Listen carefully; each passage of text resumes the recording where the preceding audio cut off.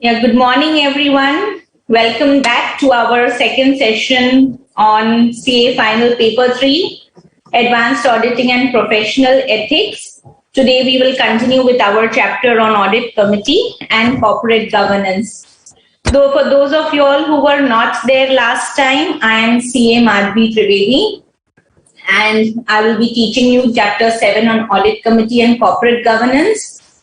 And please feel free to ask whatever questions you want in the chat box, and do not forget to fill the feedback form at the end of the session. Thank you.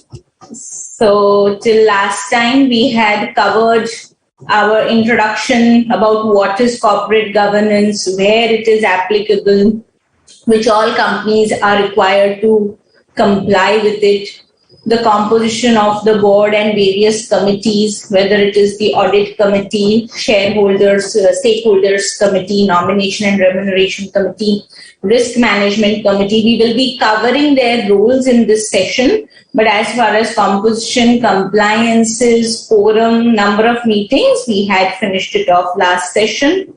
Then there was the role of auditors in the audit committee and compliance certificate, remuneration of directors, who proposes, who approves, obligations of directors and senior management. So this was our coverage, and hope you all liked the session till then.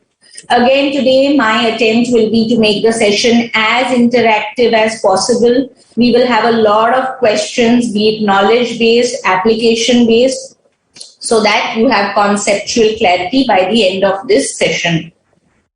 So today we will cover the remaining, which is code of conduct, vigil mechanism, requirements related to subsidiaries, financial statements and audit report, secretarial audit, role of various committees, statement of deviation, compliance certificate, management discussion and analysis report, other disclosure requirements, and report on corporate governance, as well as auditor's certificate.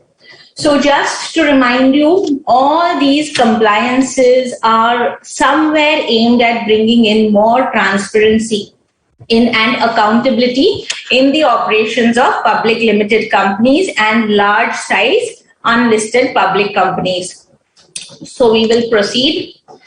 Last session, students, we studied what is an audit committee, what are the requirements related to audit committee under the LODR. Now we will see the requirements under Companies Act. Somewhere you will feel they are overlapping. In case some small additional requirements, then companies need to comply with those as well.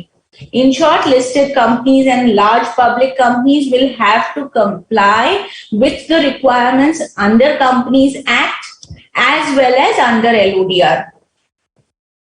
So the first point, as per section 177, read with rule 6 of the company's meeting of board and its powers 2014, every listed public company and the following classes of companies shall constitute an audit committee. All public companies with a paid up share capital of rupees 10 crore or more, public companies having turnover of 100 crore or more, public companies in aggregate having loans, debentures, deposits exceeding 50 crore. The specific exclusion is given for joint venture companies, wholly owned subsidiaries, and dormant companies. So what this means, student, is definitely listed companies have to comply with the requirements, but additionally, public unlisted companies who fall into any of these criteria, whether it is paid up share capital of 10 crore or more, or turnover of 100 crore or more, or borrowings in excess of 50 crore, at the end of the previous year are required to comply with the requirements of setting up an audit committee and all the consequent responsibilities and roles entrusted to them. Now, what are the functions of the audit committee under the Companies Act? Every audit committee shall act in accordance with the terms of reference specified in writing by the board which shall include the recommendation for appointment, remuneration, and terms of appointment of auditors of the company. However, in government companies, it is limited to recommendation for remuneration. Review and monitor auditors' independence, performance, and effectiveness of audit process. Examination of financial statements and auditors' report thereon. So all these points, first 3 points, are aimed at the efficacy and adequacy of the audit function. It will be the role of the audit committee to ensure that competent auditors have been appointed, all their findings have been duly addressed, all weaknesses reported by them have been actioned upon. So the first 3 points relate to the audit process. The independence and remuneration of auditors also falls under their purview. Approval or any subsequent modification of transactions of the company with related parties.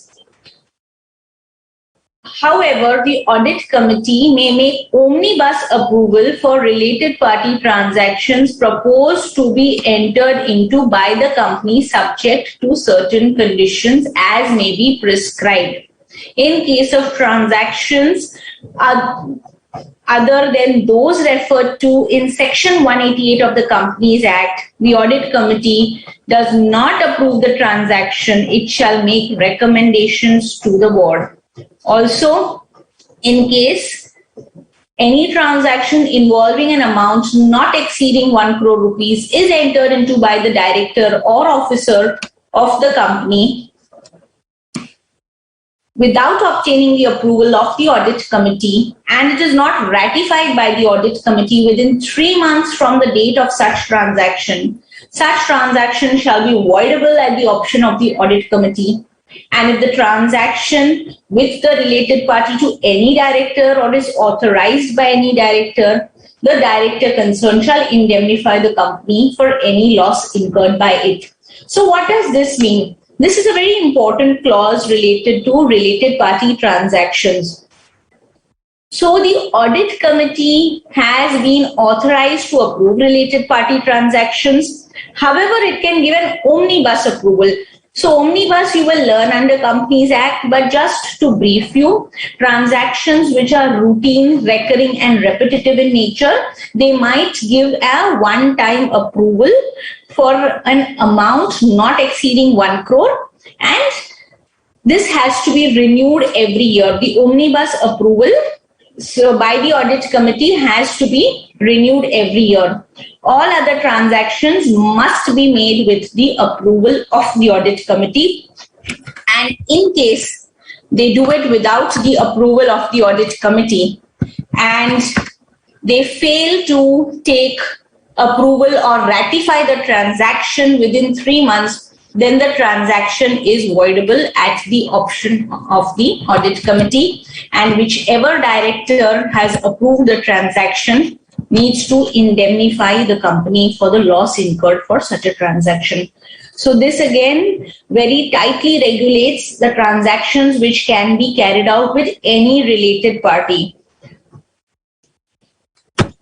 Next, these provisions shall not apply to a transaction other than a transaction referred to in Section 188 between a holding company and a wholly owned subsidiary.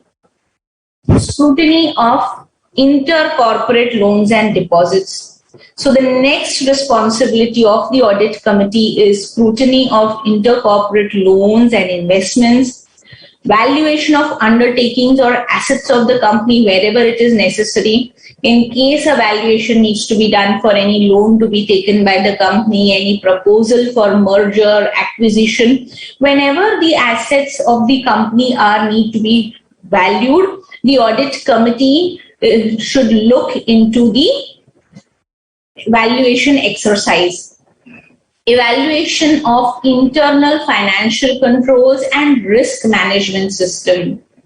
So we all know there is a separate chapter of internal controls and risk management under Companies Act. So it is mainly aimed at ensuring that all the controls, whether it is financial or operating controls, are operating effectively. Any gaps identified are mitigated and plugged on a timely basis so as to ensure that the company does not suffer any undue loss because of poor internal controls or weak risk management. Monitoring the end use of funds through public offers and related matters. So whenever funds are raised through an IPO or rights issue or any other mode, the audit committee is duty bound to ensure and monitor the usage of those funds, whether they were used for the purpose for which they were raised, and if not, what are the deviations, what are the corrective actions. We will come to the statement of deviations later, which will give you further details about this monitoring mechanism. The audit committee may call for the comments of the auditors about internal control system, the scope of audit, including the observations. So the audit committee needs to overview the audit function, be it internal auditors, statutory auditors. All observations of auditors need to be taken note of. All remedial actions need to be approved and followed up. That will be the one of the main functions of the audit committee. The audit committee shall have the authority to investigate into any matter in relation to items specified in subsection 4 or referred to it by the board, and for this purpose shall have power to obtain professional advice from external sources and have full access to information contained in the records of the company. So whenever they feel that they need to investigate a matter, something right, there is a suspected fraud, the audit committee shall have full access to records of the company, and they have the power to obtain professional advice from other professionals and consultants as well. The auditors of a company and the key managerial personnel shall have the right to be heard in the meetings of the audit committee. So in case the auditors face any issue, be it non-cooperation by the management, data not being provided, some issues where the auditors and management are not in agreement, all these need to be discussed at the audit committee and need to be addressed. The auditors of the company and key managerial personnel shall have a right to be heard in the meetings of the audit committee. The board's report under subsection 3 of section 134 shall disclose the composition of an audit committee, and where the board had not accepted any recommendations of the audit committee, the same shall be disclosed in the report along with reasons therefor. So this is a very, very powerful clause. The audit committee's recommendations need to necessarily be taken cognizance of by the board. And in case the board does not agree, they need to specifically disclose that they have not agreed to a particular recommendation by the audit committee. Why they have not agreed needs to be categorically disclosed. So this embeds a lot of powers in the hands of the audit committee. So audit committee shall mandatorily review the following information as per part CB of schedule 2. Management discussion and analysis of financial condition and results of operations. So this is basically your financial results as well as the management discussion and analysis report, which we will study in the upcoming slides in a little more detail. It is about the operational and financial highlights of the company. Statement of significant related party transactions as defined by the audit committee and submitted by the management. So related party basically means related party as defined in 277 of Companies Act, where any party has been identified as a related party. We discussed earlier, all transactions need to be approved by the audit committee. Management letters, letters of internal control weaknesses issued by the statutory auditors, Internal audit reports relating to internal control weaknesses. So as we said, the overview of the audit function, be it statutory auditors, internal auditors, needs to be taken care of by the audit committee. In case the auditors have some observations, even that needs to be addressed by the audit committee satisfactorily.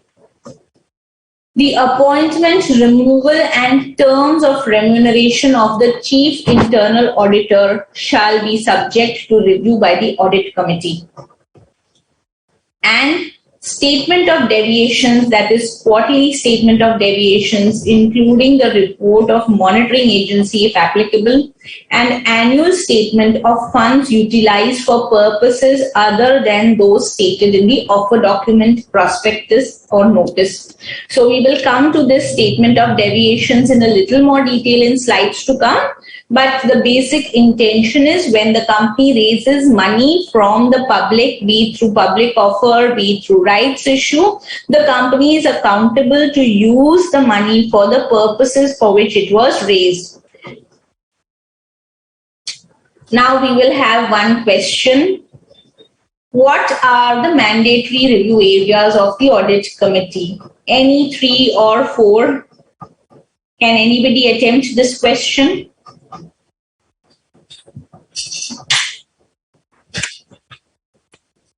Mandatory review areas of the audit committee.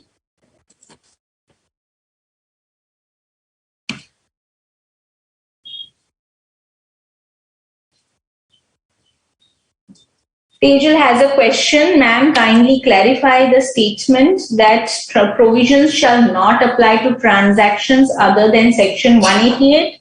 So that is the section of the Companies Act wherein it gives you the kind of transactions which can be done through an omnibus approval of audit committee, which is like a one-time approval for an annual limit set for recurring transactions. Any transactions with related parties other than those specified here need to be pre-approved by the audit committee, as I mentioned to you. And if it's not pre-approved, it needs to be ratified within 3 months. Yes, can anyone attempt this? What are the mandatory review areas of the audit committee? We have a lot of them, 5, 6, 7 of them, any 2 or 3 key areas which you feel are mandatory review areas. So, the audit committee shall mandatorily review the following information as per LODR regulations. Management discussion and analysis of financial conditions and results of operations, statement of significant related party transactions as defined by the audit committee and submitted by the management letters, letters of internal control weaknesses issued by statutory auditors, internal audit reports relating to internal control weaknesses, appointment and terms of remuneration of the chief internal auditor, and statement of deviation. Quarterly statement of deviation including report of monitoring agency if applicable, and annual statement of funds utilized for purposes other than those stated in the offer document. So is that clear? We come to one more question from this section. Mr. BK, partner in Messrs. BK and Associates, as part of their audit presentation to the audit committee of XYZ Limited Company, highlighted the following: difficulties faced during the audit, disagreements with the management letter points, draft management representation letter to be provided by the company in connection with the audit. Some of the audit committee members were not happy with the above presentation and asked Mr. BK to take it back and submit it directly to the board. They believe that audit committee is not the forum for discussing such problems, and this has to be sorted out between the auditors and the management. Please comment. Is the stand of the audit committee correct? If they say that the auditors must directly raise their issues with the board, we are not responsible for any kind of communication gaps or non-cooperation between the management and the auditors. Is that stand correct? I can see some answers coming in. Where the audit committee says that the auditor should directly take the matter to the board and get it resolved. Any differences with the management need to be raised directly. Is that a correct approach? The answer to it's no, because the mandatory reviews of the audit committee, as per auditing standards, the statutory auditors of the company have an obligation to bring certain matters to the attention of those charged with governance, which inter alia includes aspects such as difficulties faced during audit, disagreements with the management, management letter points, draft management letter to be provided by the company in connection with the audit. Further, audit committee also has an obligation to mandatorily review certain areas before providing their recommendations to the board. So given below are the areas to be mandatorily reviewed by the audit committee in case of listed companies. And if you see, it is management discussion and analysis report, statement of related party transactions, management letters, letters of internal control, and internal audit reports. Further, the auditor needs to ascertain whether the management discussion and analysis report includes discussion on matters stipulated or certain deficiencies or adverse findings which are noted by the audit committee. The auditor will be required to see that these have been suitably dealt with by the management in the report on corporate governance. So in the instant case, Mr. BK, who is the auditor, he is a partner in Messrs. BK and Associates, highlighted the facts such as difficulties faced during the audit, disagreements with the management, management letter points, and draft management letters to be provided by the company in connection with the audit. However, some of the audit committee members are not happy. So the contention of these members that it needs to be sorted out between the auditors and management is not correct, because the audit committee is mandatorily required to review the same in accordance with Schedule 2 of SEBI Regulations 2015. I hope it's clear so far. One more question. This is slightly interesting. Please listen carefully. Messrs. Athletics Limited and Messrs. Footwear Private Limited are related parties. During the year, Messrs. Athletics purchased 1,000 sport shoes at rupees 8,500 each from Messrs. Footwear. This is a regular transaction and the audit committee had accorded its omnibus approval for the year. This year, the management purchased further 800 sport shoe soles from Messrs. Footwear at rupees 300 each based on orders received. They have taken comparative quotes and ensured that the sales were at fair market value. The management had to place the order urgently and could not await audit committee approval at the next meeting. Hence, they purchased the soles with the approval of one of the directors, Mr. Raj. During the subsequent audit committee meeting, they were informed of the purchase of shoe soles and the audit committee did not approve of the transaction. Now, in light of all the above, what is the correct stand to be taken by Messrs. Athletics? 1.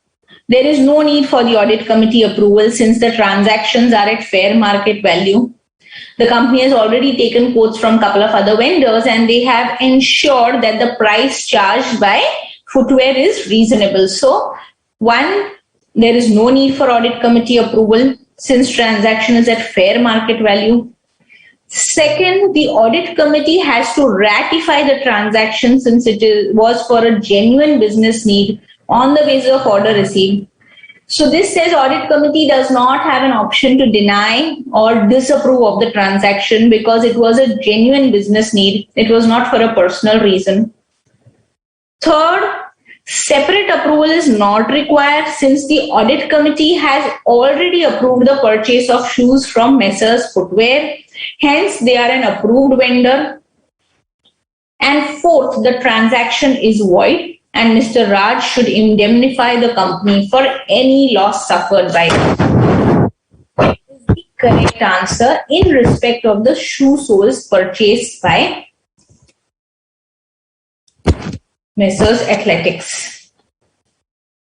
I would like you to attempt, because this question will help you understand whether you have understood the clause on related party transactions clearly or not. So there is already an omnibus approval in place for shoes, but in addition to that, they have bought shoe soles as well this year, but they could not await the audit committee's approval till the next meeting since they had an urgent order. What is the stand that the company needs to take? Very good. So, Suyashi, very good. Option D is the correct answer. The transaction is void and Mr. Raj should indemnify the company for any loss suffered by it. Because section 177(4) clearly states that in case any transaction with a related party involving an amount not exceeding 1 crore is entered into by a director or officer of the company without obtaining the approval of the audit committee and is not ratified by the audit committee within 3 months from the date of the transaction, then such transactions shall be voidable at the option of the audit committee. And if the transaction is with the related party to any director or is authorized by any director, which in this case Mr. Raj had authorized the transaction, the director shall indemnify the company against any loss suffered by it. So clear? This is a very, very powerful provision that any related party cannot take undue advantage with transactions entered into through a listed company. Now we come to the next topic. We finished off with the audit committee. Now let us see about the meetings of board of directors. We studied last time what LODR has to say. Now what does the Companies Act have to say? Section 173(1) of the Companies Act provides that every company shall hold its first board meeting within 30 days of incorporation.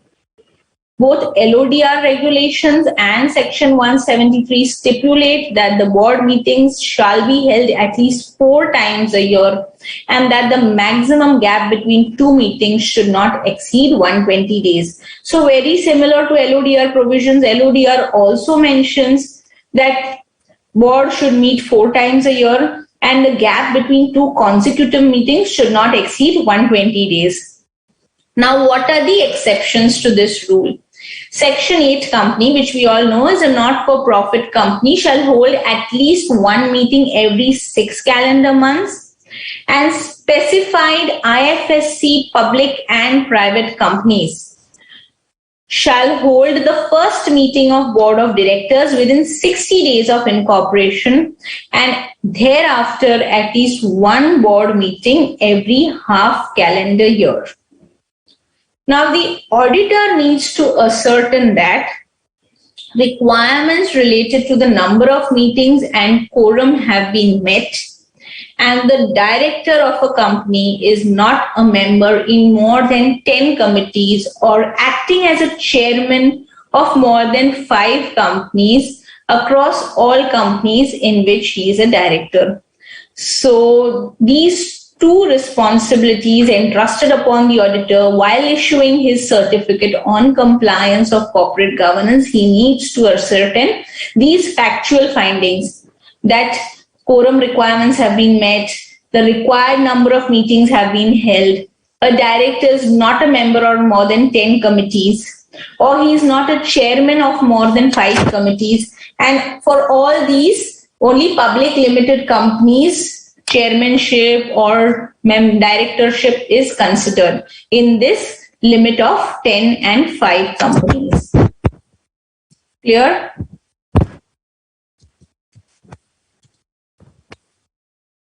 Now we come to compliance of SA 250, which is consideration of laws and regulations in the audit of financial statements. So one, it is the management's responsibility that the company's operations are conducted in accordance with the applicable laws and regulations. They have to provide measures for preventing non-compliance of any statute, review the mechanism to ensure detection and corrective action of non-compliance in a timely manner.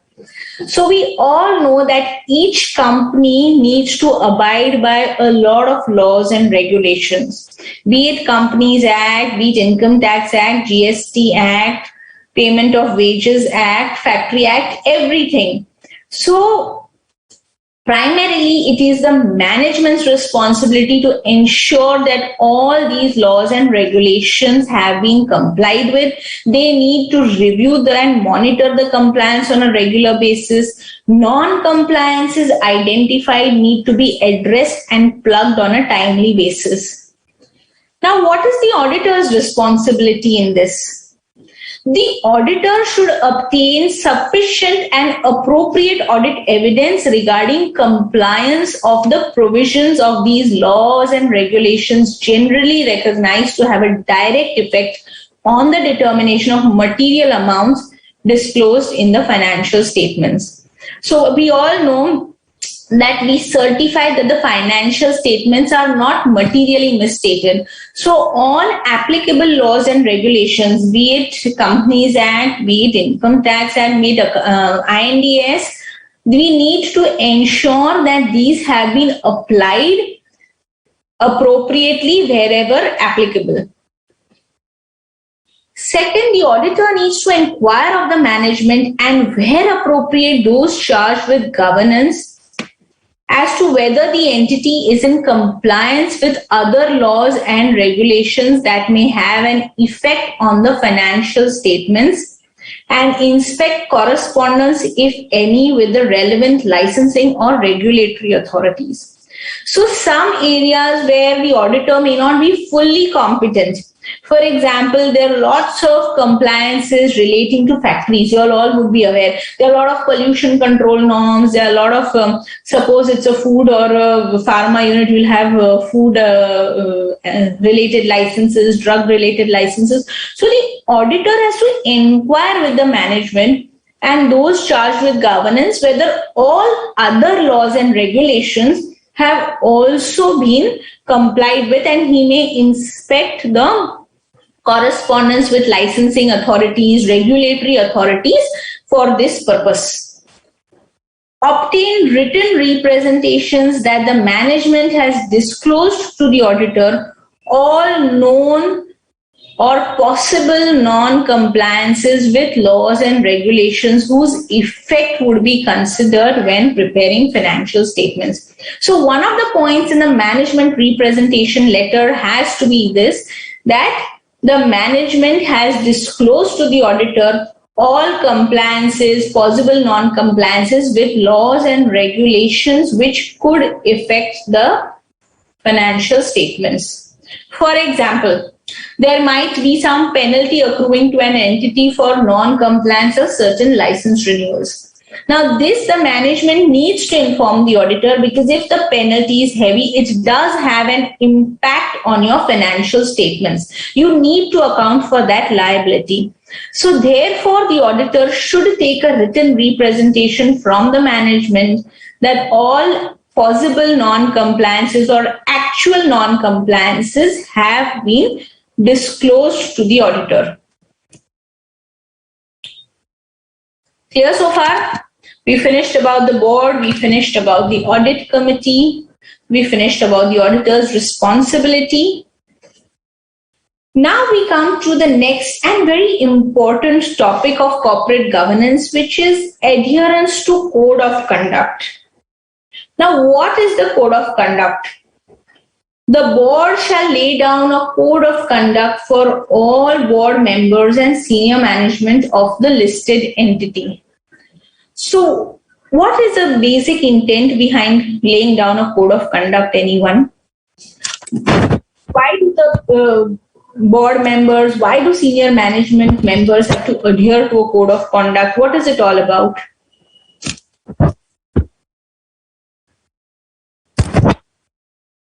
It is all about carrying on business ethically.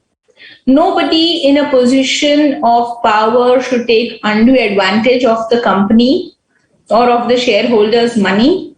So the board has to lay down a code of conduct for all the board members and senior management personnel of the listed entity. All board members and senior management personnel shall affirm compliance with the code on an annual basis.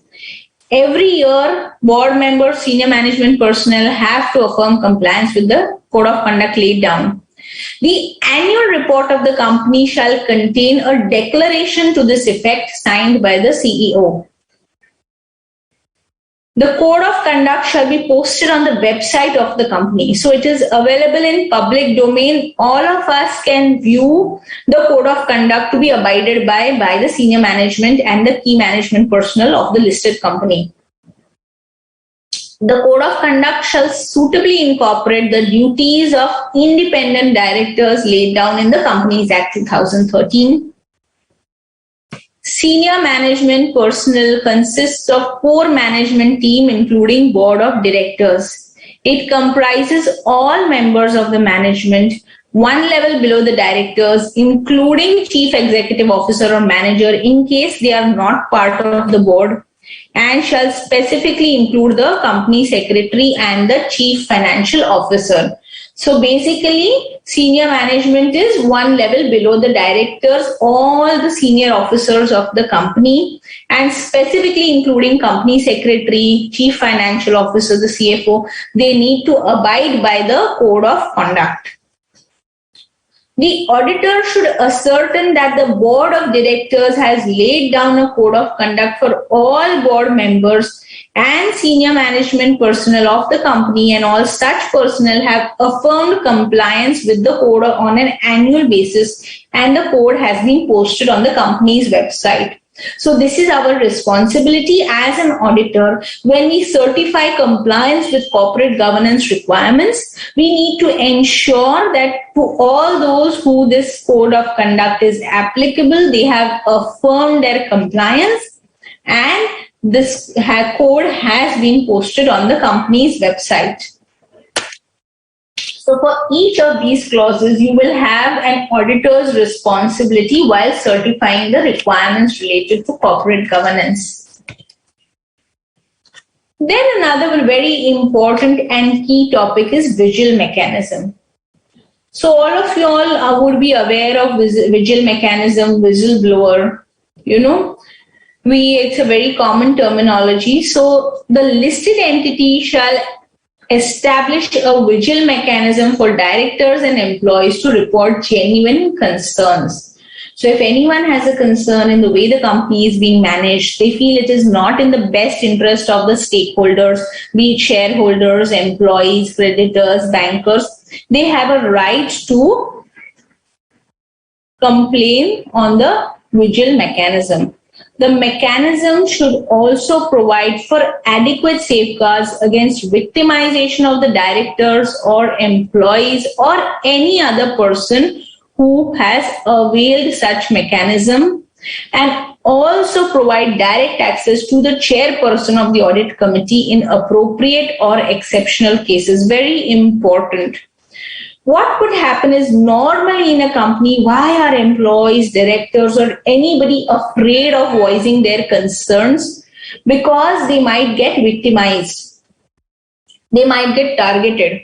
So this vigil mechanism very adequately safeguards your interest. That needs to be ensured that your identity is protected. It is anonymous where required, and it is highlighted to the right authority. And the chairperson of the audit committee, we all know, is an independent director. He has no pecuniary interest in the company. So no better person than the chairperson of the audit committee to have direct access to these kind of escalations and concerns. So this is a very important and powerful tool in the hands of all directors, employees, third parties, because it is available on the website also. If some third party feels that the operations of the company are not being carried out in the most ethical manner, they have every right to escalate the same through the company's vigil mechanism. The details establishment of such mechanism shall be disclosed by the company on its website and in the board's report. So what is the mechanism? It will be the whole modus operandi, where you can complain, how you can complain, who will address your complaints, and how much time it will be addressed, how will your identity be protected, how are you safeguarded. Everything would be mentioned on the company's website as well as report of the board of directors. Clear visual mechanism is also a very powerful tool in the hands of all the stakeholders. Now let us come to some questions on the part we have studied so far. The board of directors of PQR Limited have laid down the code of conduct for all board members and senior management. The auditor is provided with annual compliance affirmations received from the board members and explained that since there is no change in the composition of senior management, the previous year's affirmations may be considered valid. Is the contention of the company correct? The company feels that there is no change in the composition of senior management. They have already affirmed compliance to the code of conduct last year. So there is no need to take another affirmation. Is the company's contention valid? Can they do away with the annual compliance mechanism for the code of conduct? Anybody would like to attempt that question? I think some answers coming in.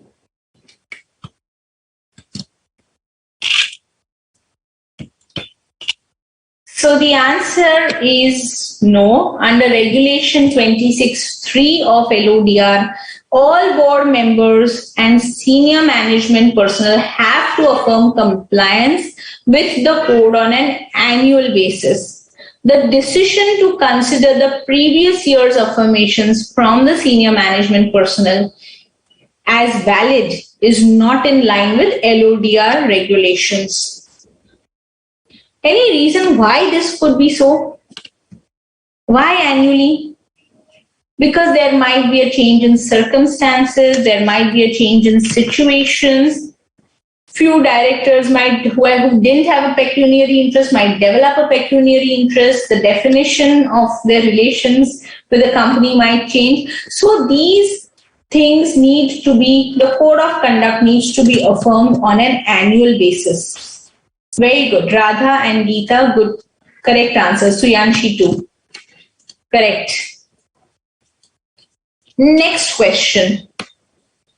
RSC Limited has established a vigil mechanism to enable its directors and employees to report genuine concerns and seek protection against victimization.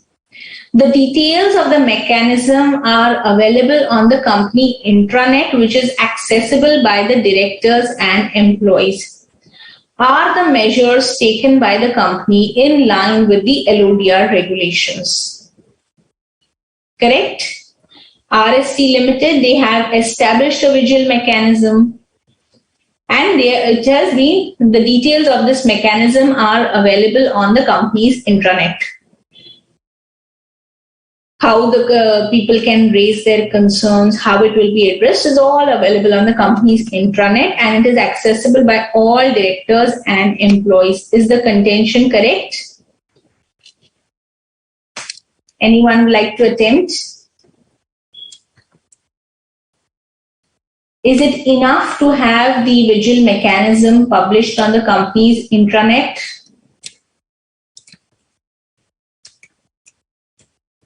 The answer is no. Under Regulation 22 of LODR, the vigil mechanism can be used by directors, employees, and any other person. To that effect, Regulation 46 of LODR requires the establishment of such mechanism to be disclosed on the company's website and in the board report. By only providing details in intranet, the company has failed to meet its LODR obligations. Correct? Intranet is available only to internal employees. third persons cannot access it, shareholders would not be aware, all other stakeholders would not be aware. So the regulation states it has to be available on the website as well as in the board report. So far I think it's clear, the topics are clear. Very good, all other answers were also correct. Quite a few have given the correct answers, so it seems these concepts are clear. Let us go to the next topic, requirements with respect to subsidiaries of listed entities, Regulation 16, 24 and 46 and Part C of Schedule 5. So what are the requirements for a material subsidiary? Since a listed company utilizes public money and is accountable to the public, we all know that the results of subsidiaries are also consolidated with the parent company. Therefore, it is very important, and therefore certain regulations of the LODR also extend to subsidiaries, which we will be studying, because subsidiaries also need to ensure equal amount of transparency in their operations, since consolidated results would include the results of their operations.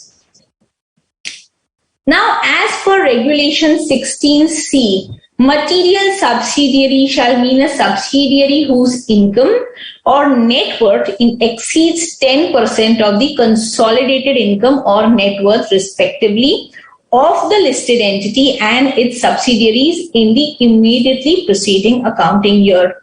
So this is the general definition of a material subsidiary. If the net worth or the revenue of that subsidiary exceeds 10% of the net worth or revenue on a consolidated level at the end of the preceding year, then that subsidiary will be called a material subsidiary. However, this is Regulation 16. Generally, this is the definition of material subsidiary. However, Regulation 24, which gives the responsibilities of the subsidiary, material unlisted subsidiary, has a slightly different definition for the purpose of this clause. So Regulation 24(1) provides that at least one independent director on the board of directors of the listed entity shall be a director on the board of directors of an unlisted material subsidiary, whether incorporated in India or not. Explanation: for the purpose of this provision, notwithstanding anything contrary contained in Regulation 16, the term material subsidiary shall mean a subsidiary whose income or net worth exceeds 20% of the consolidated income or net worth respectively of the listed entity and its subsidiaries in the immediately preceding accounting year. So this requirement relating to one common director is only applicable to such material subsidiaries whose turnover or net worth exceeds 20% of the consolidated turnover or net worth of the listed entity. Now, there are certain other provisions also applicable to such material subsidiaries. Let us understand under Regulation 24. The first condition of one independent director on the board of the, say there is a company ABC Limited and it has a subsidiary PQR Private Limited. If the turnover of PQR exceeds 20% of the turnover of ABC plus PQR put together, the consolidated turnover, or the net worth of PQR Private Limited exceeds 20% of the net worth of ABC plus PQR put together, then at least one independent director on ABC Limited's board needs to be a director on the board of PQR Private Limited, because we need to keep track of the operations of a material unlisted subsidiary as well. The next duty which is entrusted is the audit committee of the listed entity shall also review the financial statements and in particular the investments made by the subsidiary.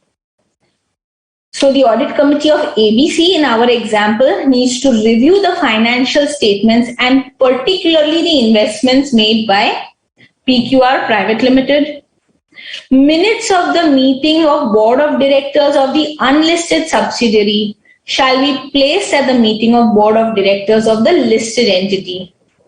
So ABC would be aware of the happenings of PQR Private Limited through review of minutes of meeting of board of directors of PQR Private Limited. The management of the unlisted subsidiary shall periodically bring to the notice of the board of directors of the listed entity a statement of all significant transactions and arrangements entered into by the unlisted subsidiary. So any significant, what is a significant transaction or an arrangement? It means any individual transaction or arrangement that exceeds or is likely to exceed 10% of the total revenues or total expenses or total assets or total liabilities, as the case may be, of the unlisted subsidiary for the immediately preceding accounting year. So in our example, if PQR's turnover is 100 crore and they have entered into or are about to enter into a transaction which is worth 15 crore, this transaction exceeds 10% of the revenue of PQR Private Limited, which means it is a significant transaction as far as PQR Private Limited is concerned.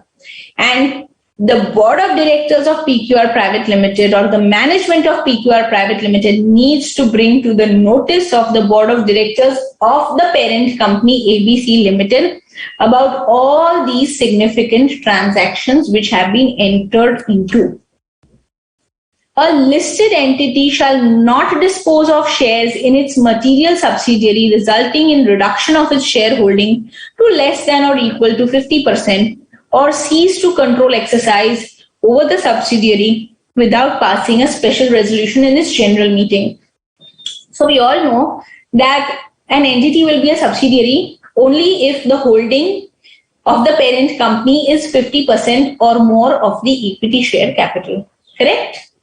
Now, if the listed entity, in our example ABC Limited, wants to dispose of its holding in PQR Private Limited in a way that the total holding of ABC Limited in PQR goes below 50%, say it is 40%, 45%, it cannot do so without a special resolution in a general meeting of the shareholders, because then the listed entity ceases to exercise control over the unlisted subsidiary. Next, selling, disposing or leasing of assets amounting to more than 20% of the assets of the material subsidiary on an aggregate basis during a financial year shall require prior approval of shareholders by way of a special resolution unless the sale, disposal, lease is made under a scheme of arrangement duly approved by the court. So we see how tightly these regulations also control the operations of the material unlisted subsidiary. Just because they are a private limited company, they cannot take the liberty to carry out large transactions without the approval of the parent company. Selling, disposing, leasing any assets which are more than 20% of the assets of the material subsidiary. It will require approval of shareholders by a special resolution. Where a listed entity has a listed entity which is itself a holding company, the above provisions shall apply to the listed subsidiary insofar as its subsidiaries are concerned. So in our example, the ABC Limited is the parent company. Say PQR Private Limited was not a private limited company but a limited company. So PQR Limited is a subsidiary of ABC, and PQR Limited in turn holds more than 50% shares of XYZ Private Limited. Therefore, XYZ Private Limited is also a subsidiary of PQR Limited and indirectly of ABC Limited as well. So, whatever we read in this section about the listed company and its material unlisted subsidiaries the way it is applicable between ABC and PQR will also be applicable between PQR and XYZ. The same provisions, same regulations about one independent director being on their board, not disposing of stake to below 50% without shareholders' resolution, not disposing of assets amounting to more than 20% without special resolution. All these provisions will apply to the unlisted subsidiary of the subsidiary also. The policy for determining material subsidiaries shall be disclosed in the company's website, and a link thereto shall be provided in the annual report. Clear so far? I think there are a few questions. Okay.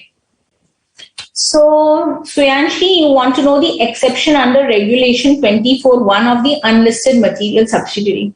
So, when we talk generally about an unlisted material subsidiary, we mean that if the subsidiary's revenue, which means turnover, or net worth exceeds 10% of the revenue or net worth of the listed entity on a consolidated basis, then that subsidiary is a material unlisted subsidiary in terms of clause 16. It is a 10% criteria.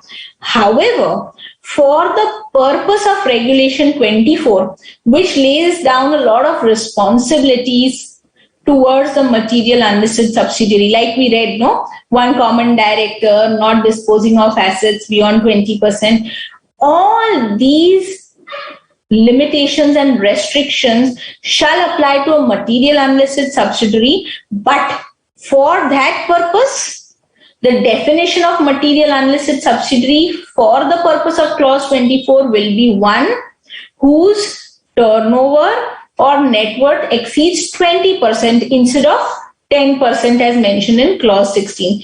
20% of the net worth or turnover of the listed entity on a consolidated basis. Is that clear?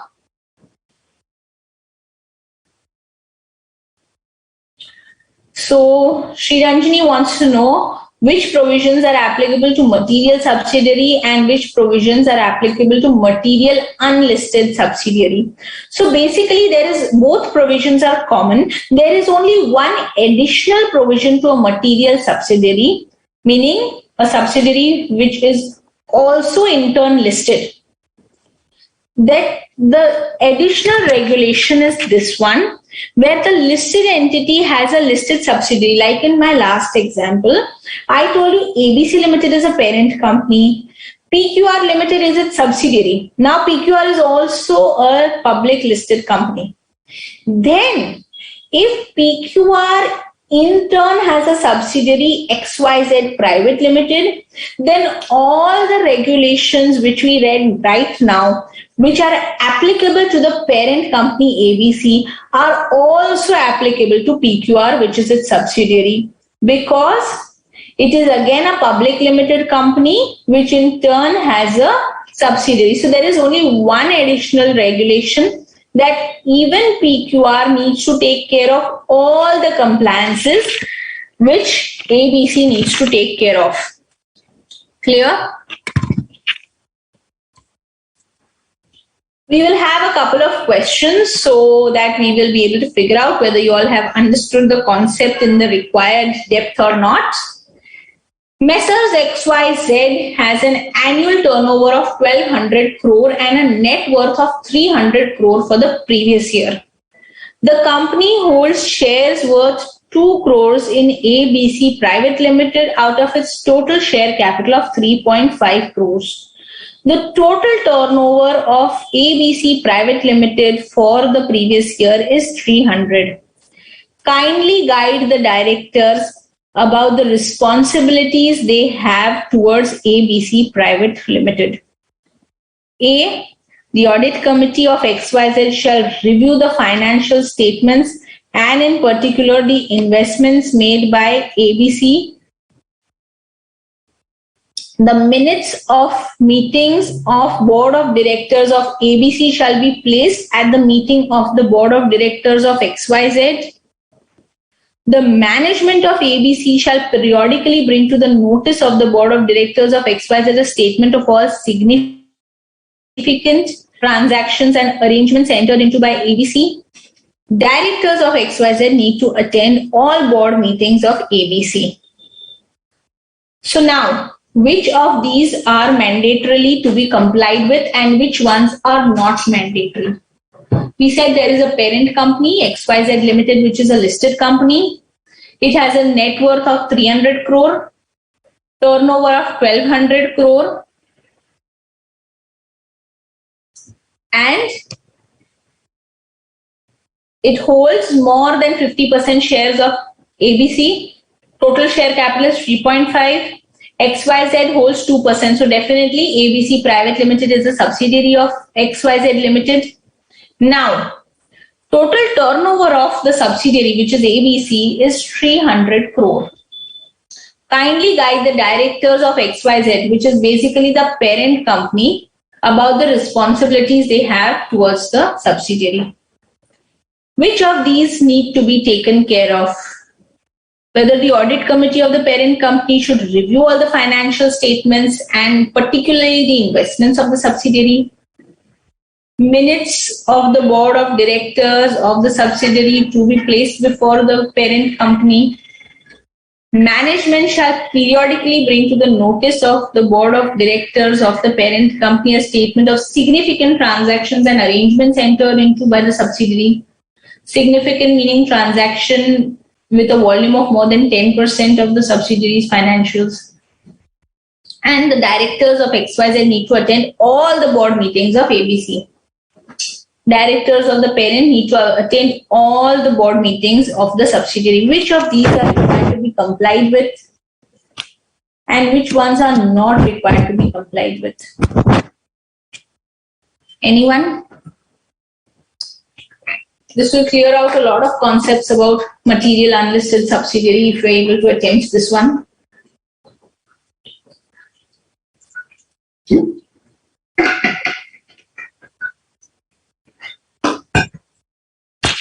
Which of these A, B, C, D, how many of them need to be complied with? Wonderful. I already got a couple of correct answers. Vijaya, very correct. D will not apply. So A, B, and C. Review by audit committee of financial statements, minutes of meeting to be placed, and management to bring to the notice significant transactions shall apply. However, D, attending all the board meetings is not required. Let us see why. Since the turnover of ABC is more than 20% of the consolidated turnover of XYZ, ABC is a material subsidiary of XYZ in terms of Regulation 24. Regulation 24(1) provides that at least one independent director on the board of the listed entity shall be a director on the board of directors of the material unlisted subsidiary. Further, the audit committee of the listed entity shall also review the financial statements, in particular investments made by the unlisted company. Minutes of the meetings of board of directors of the unlisted subsidiary shall be placed at the minutes of the board of directors of the listed entity. The management of the unlisted subsidiary shall periodically bring to the notice of the board of directors of listed entity a statement of all significant transactions and arrangements entered into by the unlisted subsidiary.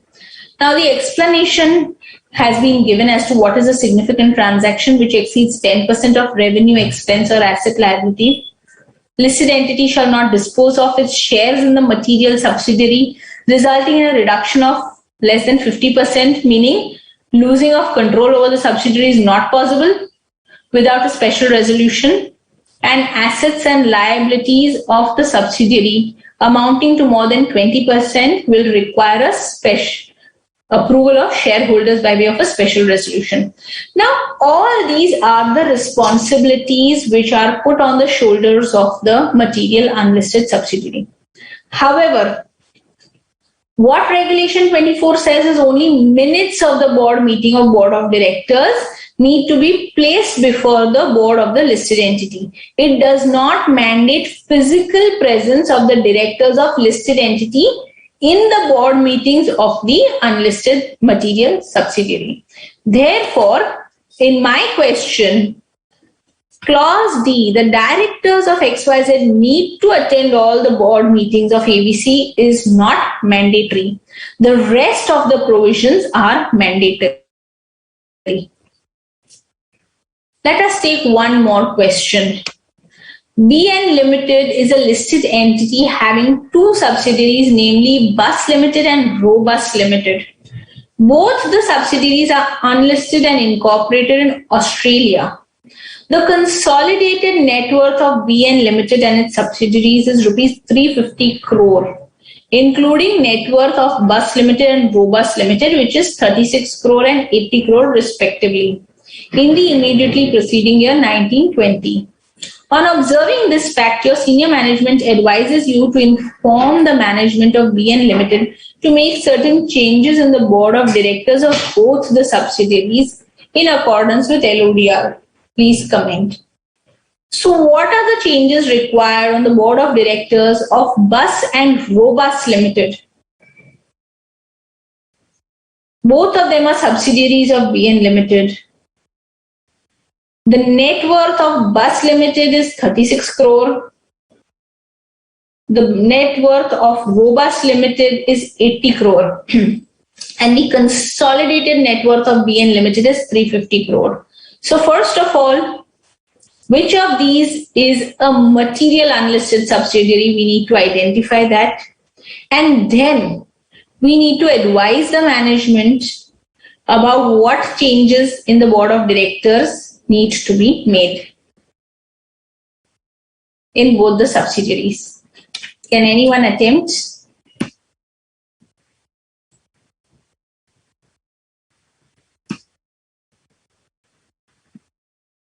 Yeah, I can see some answers coming in. Which of these is a material unlisted subsidiary? Are both of them material unlisted subsidiaries, or is only one of them material unlisted? Accordingly, we can decide upon the composition of board of directors.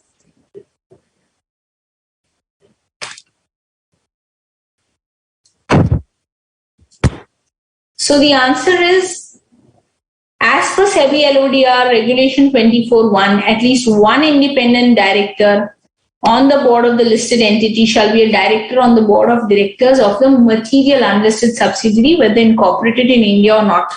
So both these are incorporated in Australia, but that makes no difference. 2. For the purpose of Regulation 24(1), notwithstanding anything to the contrary contained in Regulation 16, the term material subsidiary shall mean a subsidiary whose income or net worth exceeds 20% of the consolidated income or net worth respectively of the listed entity and its subsidiaries in the immediately preceding accounting year. So in the given case, the fact that both the subsidiaries are unlisted and incorporated outside India is irrelevant. From the above case, we have the following details. What is 20% of the consolidated net worth of BN? 350 crores into 20% is 70 crore. The net worth of Bus Limited is 36 crore. The net worth of Robus Limited is 80 crore. Accordingly, it is clear that out of the two subsidiaries, the net worth of only one subsidiary, which is Robus, exceeds 20% of the consolidated net worth of BN Limited and its subsidiaries. Therefore, the change in the composition of board of directors needs to be made only for Robus Limited and not for both the subsidiaries. Thus, the contention of the senior management regarding change in composition of board of directors in Bus Limited is not in order as per Regulation 24(1). However, change in composition of the board of directors is required for Robus Limited. So what does Regulation 24(1) say? That one of the independent directors present on the board of BN Limited needs to be a director on the board of Robust Limited. Clear so far? This refers to the Regulation 24(1), wherein an independent director of the listed entity should be a director on a material unlisted subsidiary. However, only one subsidiary falls within the criteria of being a material unlisted subsidiary. Any questions? Yeah, very good. Correct. Vijaya, it's correct answer. Good. Now we will take up the next topic, which is secretarial audit. Again, another important part of corporate governance. Every listed company and its material unlisted subsidiaries incorporated in India shall undertake a secretarial audit and shall annex with its annual report a secretarial report given by a company secretary in practice. So the listed entity and its material unlisted subsidiary is required to undertake secretarial audit, meaning compliances of the Companies Act primarily will be checked by a practicing company secretary and certify the secretarial audit report for each listed entity and its material unlisted subsidiaries. Then comes the role of nomination and remuneration committee. So far, we heard about the role of audit committee, which is very wide and encompassing, a lot of responsibilities placed on the audit committee. Now let us talk about the role of nomination and remuneration committee. We have already spoken in the last session about the quorum, about the directorship, about the meetings of the nomination and remuneration committee. Now let us understand what is the role of this committee. The role of nomination and remuneration committee: 1. Formulation of the criteria for determining qualifications, positive attributes and independence of a director, and recommend to the board of directors a policy relating to the remuneration of directors, key managerial personnel and other employees. So very important, qualifications of director as well as remuneration of directors and key management personnel to be formulated and recommended to the board by the nomination and remuneration committee. Formulation of a criteria for evaluation of performance of independent directors of the board of directors. Devising a policy on board diversity. How many executive, how many non-executive directors, how many women directors, all the diversity needs to be defined. Identifying persons who are qualified to become directors and who may be appointed in senior management in accordance with the criteria laid down and recommend to the board the appointment and approval. So all appointments of directors, senior management, key managerial personnel have to be routed through the nomination and remuneration committee. Next, very important, whether to extend or continue the term of appointment of an independent director on the basis of report of performance evaluation of independent directors. So once an independent director is appointed, whether or not he should continue, whether his tenure should be renewed, again depends on the evaluation by the nomination and remuneration committee. To recommend to the board all remuneration in whatever form payable to senior management personnel. Whether the remuneration is by way of salary, by way of ESOPs, by way of course, ESOPs will finally require approval from shareholders also, but the recommendation at the first stage, whether it is salaries, perquisites, ESOPs, will all be recommended to the board of directors by the nomination and remuneration committee.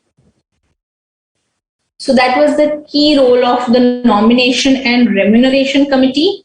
Now we will come to the role of stakeholders relationship committee. This again is one of the key committees formed as part of corporate governance requirements. We had studied the composition, quorum, etc. last session. Today we will see the role of this committee, stakeholders relationship committee. 1, it needs to resolve the grievances of the security holders of the listed entity, including complaints related to transfer or transmission of shares, non-receipt of annual report, non-receipt of declared dividends, issue of new or duplicate certificates, general meetings, etc. Review of measures taken for effective exercise of voting rights by shareholders. Review of adherence to the service standards adopted by the entity in respect of various services being rendered by the registrar and share transfer agents. Review of various measures and initiatives taken by the listed entity for reducing the quantum of unclaimed dividends and ensuring timely receipts of dividend warrants, annual reports, statutory notice by the shareholders of the company. So basically, if we understand, this committee, stakeholders relationship committee, has been put into place for protecting the interest of all stakeholders and particularly the shareholders. That is why you see all these regulations, whether they have received the annual report in time, whether all have taken the claim their dividend, whether all the share transfers and all are happening in a timely manner, whether voting rights are being protected by the shareholders, whether it's proxy voting, a shareholder is traveling, they want to do a remote, all these rights of shareholders are protected by stakeholders relationship committee. If there are any complaints relating to non-receipt of dividends or annual report by the shareholders, it will be addressed by the stakeholders relationship committee. The next and the last committee for as far as corporate governance is concerned is the role of risk management committee. We had all read the composition, so we'll repeat that. A majority of members of the risk management committee shall consist of members of the board of directors. However, in case of a listed entity having SR equity shares, special right equity shares, at least 2/3 of the risk management committee shall comprise of independent directors. The chairperson of the risk management committee shall be a member of the board of directors, and senior executives of the listed entity may be members of this committee. The risk management committee shall meet at least once a year. So unlike other committees, senior executives are also permitted to be a member of the risk management committee. Along with the board of directors, senior management personnel can also be members of this committee. The risk management committee shall meet at least once in a year. The board of directors shall define the roles and responsibility of risk management committee and may delegate monitoring and reviewing the risk management plan to the committee and such other functions as they may deem fit, and such functions shall specifically cover cybersecurity. So basically, as we discussed briefly last time, the risk management committee is in charge of identifying all the risks facing the entity, whether it is a process-wise risk, whether it is an entity-level risk. Like I told you, the pandemic, etc., is an entity-level risk. It is affecting the entity, all entities per se. There can be functional level risks also. Like we said, one of the risks maybe say in procurement could be procuring goods at a higher cost than market value. In case your company does not have a system of taking comparative quotations, assessing the correct market value, the company may not be purchasing goods at the optimum cost. So there are many such risks for each function, be it purchase, sale, cash, bank. Function wise, process wise, and entity level wise also, there are a lot of risks facing each entity. Now, it is the role and responsibility of this risk management committee to firstly assess the significance and the impact of these risks, that how many of these risks are really major and can badly damage the finances or the reputation of our company. And they need to take steps to mitigate these risks in a timely manner so that the interest of shareholders and other stakeholders is protected. Is that clear? There will be functional level risks, there will be entity level risks. So the magnitude of these risks should be assessed and measures should be taken to mitigate those risks. And on a quarterly basis, it can also be monitored whether the risk is being mitigated or not. That is the main role of a risk management committee. So here we finish about the main committees relating to corporate governance: audit committee, stakeholders relationship committee, nomination and remuneration committee, risk management committee. Each of them have their unique roles which play an important part in the functioning of the listed entity.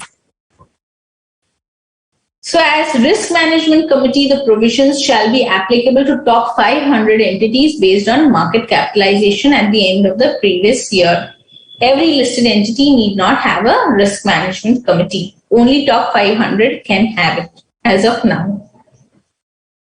Now coming to statement of deviations.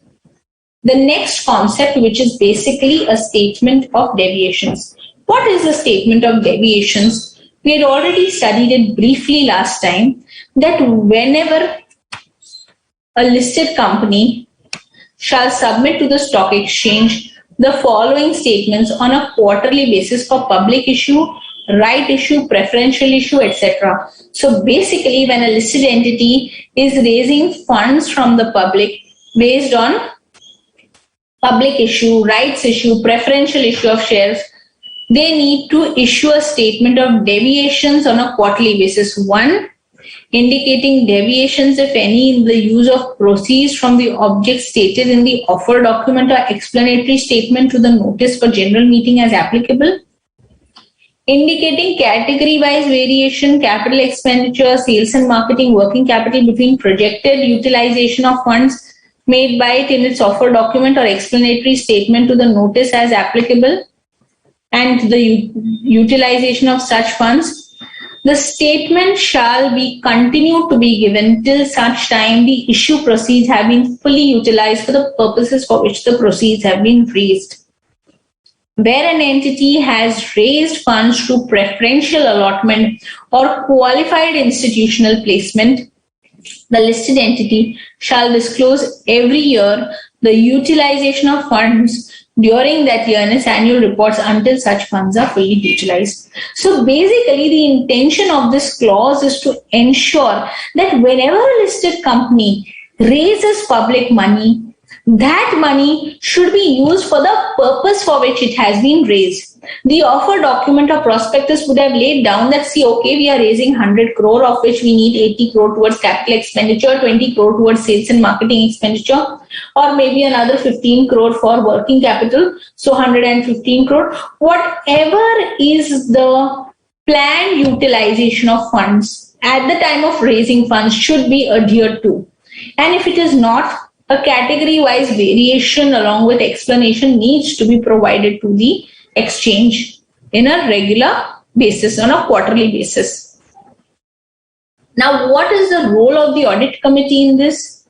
The audit committee has to review that a quarterly statement of these deviations, including the report of monitoring agency if applicable. In case there is a monitoring agency allotted to ensure effective utilization of funds, then the report on these statement of deviation should be submitted to the stock exchange in terms of regulation 32(1). Annual statement of funds utilized for purposes other than stated in the offer document or prospectus or notice in terms of regulation 32(7). So wherever the funds have been used for purposes other than stated in the offer document or in the prospectus or in the notice, it needs to be categorically disclosed. There needs to be a justification for using funds for purposes other than which it was raised. Let us take one question or one or two questions, and then I think we can have a break after that. So the first question on all the concepts that we just studied, let us have a refresher. BG Limited is a large size listed company. The board of directors have constituted nomination and remuneration committee comprising of non-executive and independent directors. The management seeks your advice on composition and role of this committee.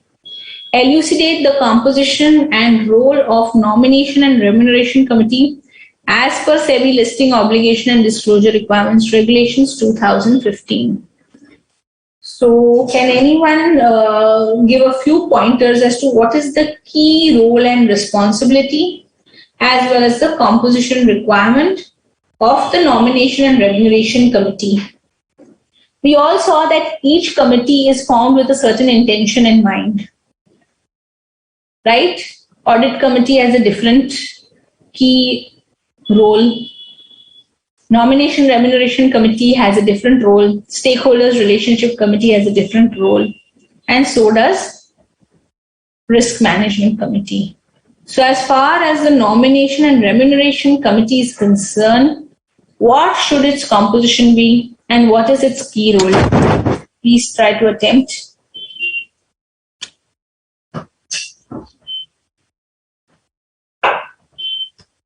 Any of you all, at least one key responsibility of the Nomination and Remuneration Committee?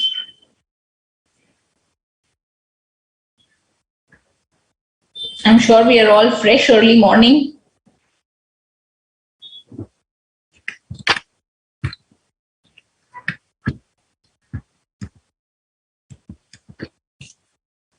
Great. So there is a list of roles and responsibilities, but as we discussed earlier, the main responsibility is to take care of the appointment remuneration of the board of directors and key management personnel. So we will have a look here.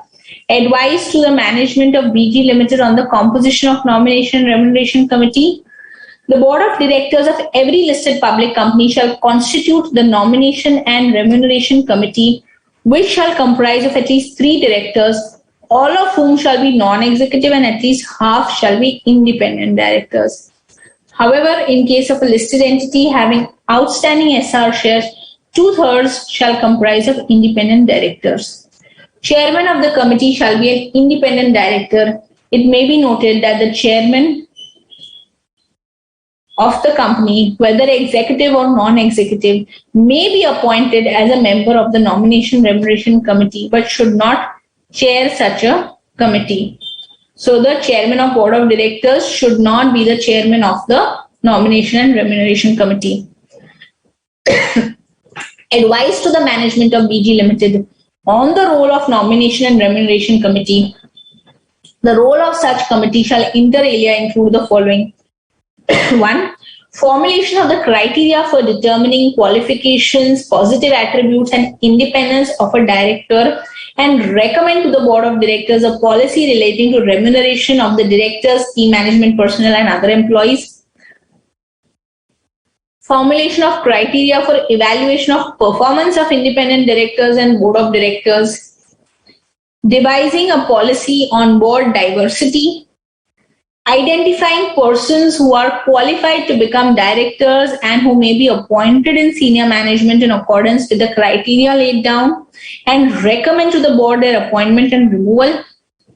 Whether to extend or continue the term of appointment of the independent director on the basis of report of performance evaluation of independent directors.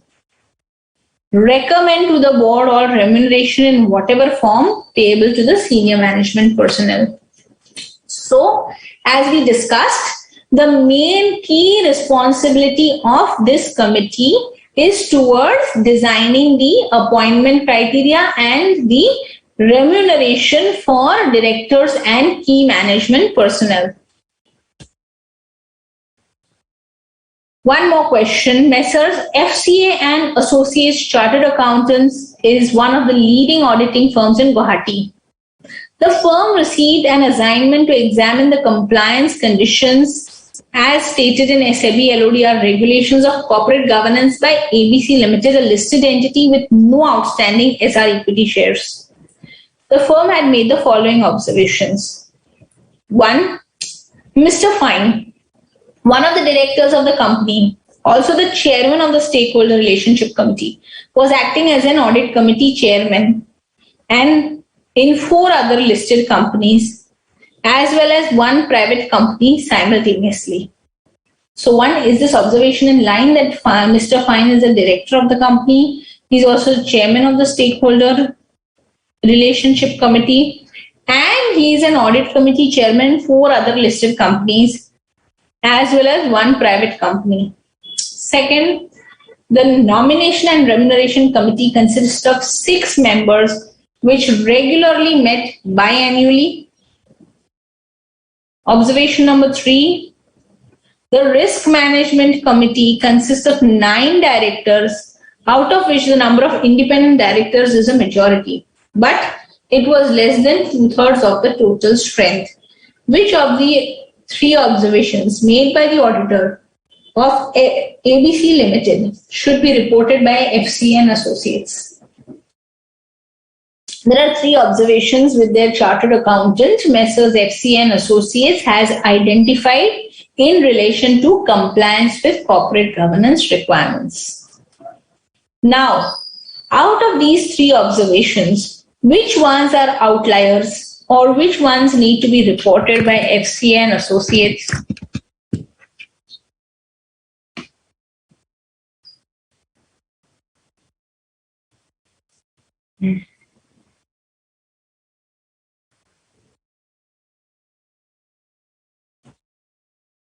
Good.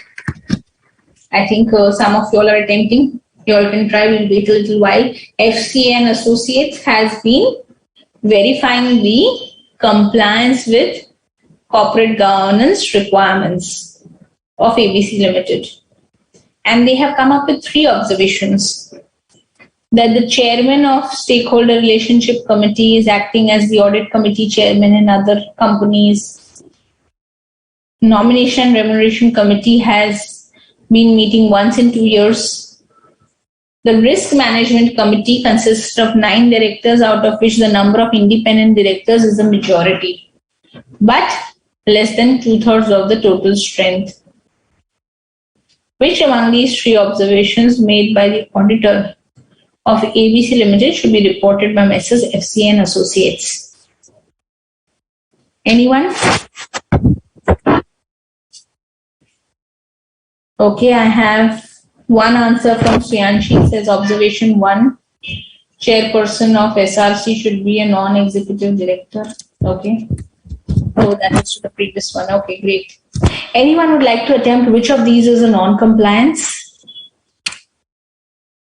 The answer we see is observation number 1. Mr. Fine is the director of the company and also the chairman of Stakeholder Relationship Committee, was acting as the Audit Committee Chairman as well in 4 other listed entity and 1 private company. Now, as per Regulation 26 of SEBI LODR regulations, a director cannot be a chairman in more than 5 committees across listed entities. However, for the purpose of reckoning this limit, the chairmanship of private companies is excluded.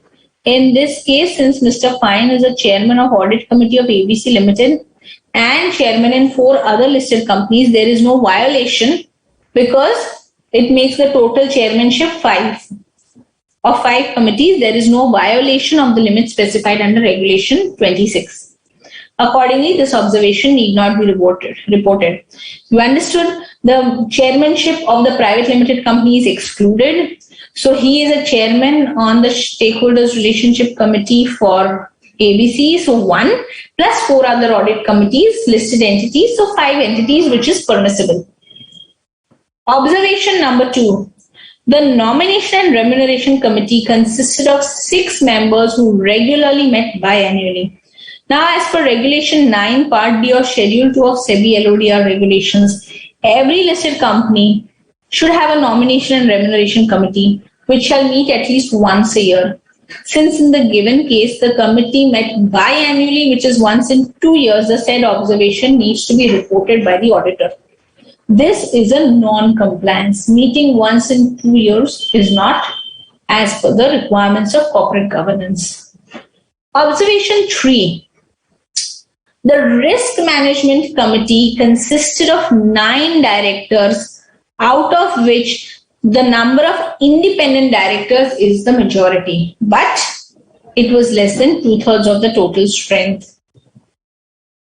As per Regulation 21 of SEBI LODR regulations, only in case of a listed entity having outstanding SR shares, at least 2/3 of the Risk Management Committee shall comprise of independent directors.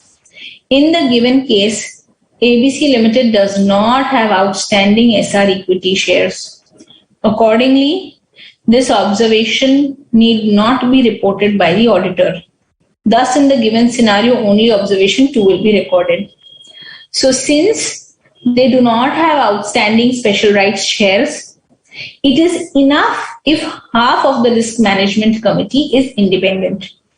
There is no need for two-thirds of the risk management committee to be independent. So, observation 2, nomination and remuneration committee meeting biannually, can be considered as an outlier and needs to be reported. Is that understood so far? Can we have a quick 10 minutes break here and come back for the remainder of the session?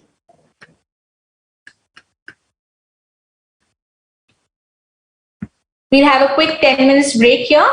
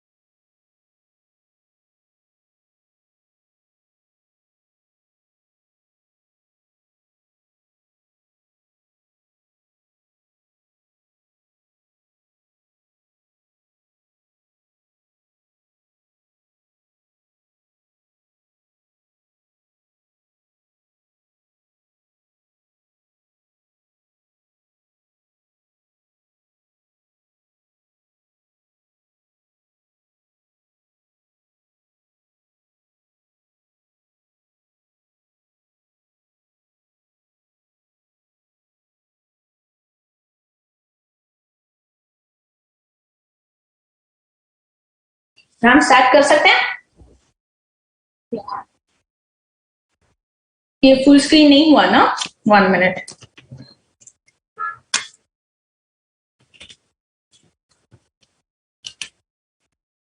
Yeah, so welcome back, students.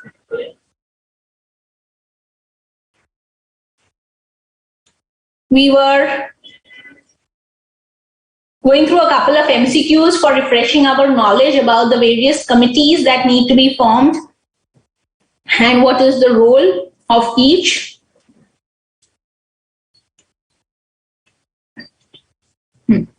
Yeah.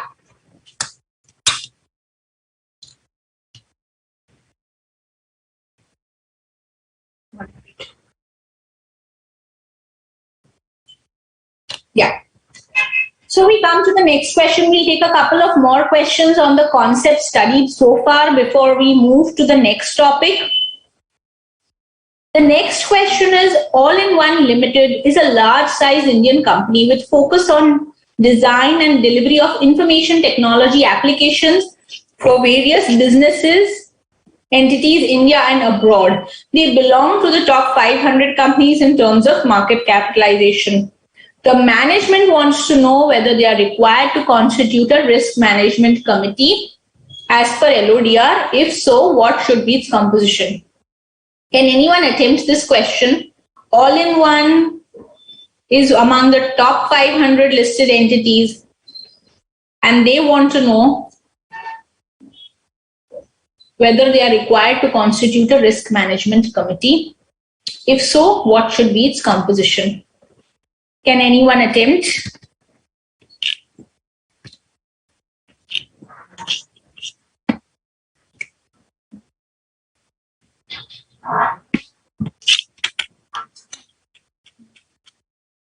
Anyone? So we want to know whether it is the top 500 companies in terms of marketing capitalization, whether they are required to constitute a risk management committee. Let us see. Yeah, I think we have a couple of answers coming in. Yeah.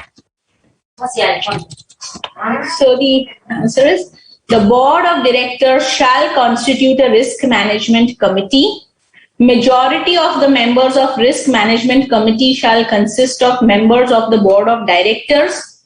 However, in case of a listed entity having outside SR equity shares, at least 2/3 of the risk management committee shall comprise of independent directors. The chairperson of the risk management committee shall be a member of the board of directors, and senior executives of the listed entity may be members of the committee. The risk management committee shall meet at least once in a year. The board of directors shall define the role and responsibility of the risk management committee and may delegate monitoring and reviewing of the risk management plan to the committee and such other functions as it may deem fit. And such function shall specifically cover cybersecurity. Yes. Among all the risks, as we know in these times, cybersecurity risk is one of the key risks affecting any entity and any organization. Do we all agree these days? So categorically, cybersecurity risk, whether it is related to access, whether it is related to data management, whether it is related to data backups, whether it is security of data from being hacked, all these are part of cybersecurity risk and necessarily need to be covered by the risk management committee among all other risks of the business. The provisions of this regulation shall be applicable to top 500 listed entities determined on the basis of market capitalization. Okay, this amendment in December 2020 is actually not for your current exam, so you may ignore it. With effect from December 2020, it is applicable to top 1,000 companies, but that will be applicable only from May 22 exam. So for you, top 500 companies are required to have a risk management committee, and these procedures shall be periodically reviewed to ensure that the executive management controls risk through means of properly defined framework. Majority of this committee will be members of the board of directors. Senior management executives of the company may also be members of the committee, but the chairperson shall be a member of the board of directors. So risk management committee allows senior management personnel also to be a part of that committee. However, the chairman has to be a director among the board of directors, and the majority of the committee members shall be members of the board of directors. Next one. Messrs XYZ Limited has a net worth of 80 crores and a market capitalization of 350 crore. However, its ranking is 750 among all the listed companies based on the said capital for the previous year. It has a subsidiary company, ABC Private Limited, whose net worth is 25 crore. Are Messrs XYZ and Messrs ABC required to undertake secretarial audit? Option A, yes, both XYZ and ABC are required to undertake secretarial audit. Only XYZ, being a listed entity, is required to undertake secretarial audit. None of them are required to undertake secretarial audit. They are not among the top 500 companies on the basis of market capitalization. Only XYZ Limited shall undertake secretarial audit since it is among the top 1,000 companies on the basis of market capitalization. Can anyone try and attempt this question? XYZ Limited has a net worth of 80 crore, market capitalization of 350 crore.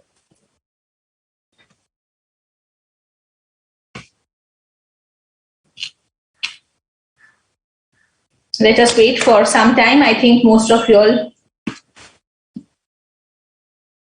yes, most of you all have given correct answers for the last question. I'm glad you all are very clear with the concepts. Vijaya, Kalyani, Radha, Suyanshi, everybody has given correct answers. Glad. Now, can anyone attempt this question? Secretarial audit is applicable to whom? First of all, we need to establish whether or not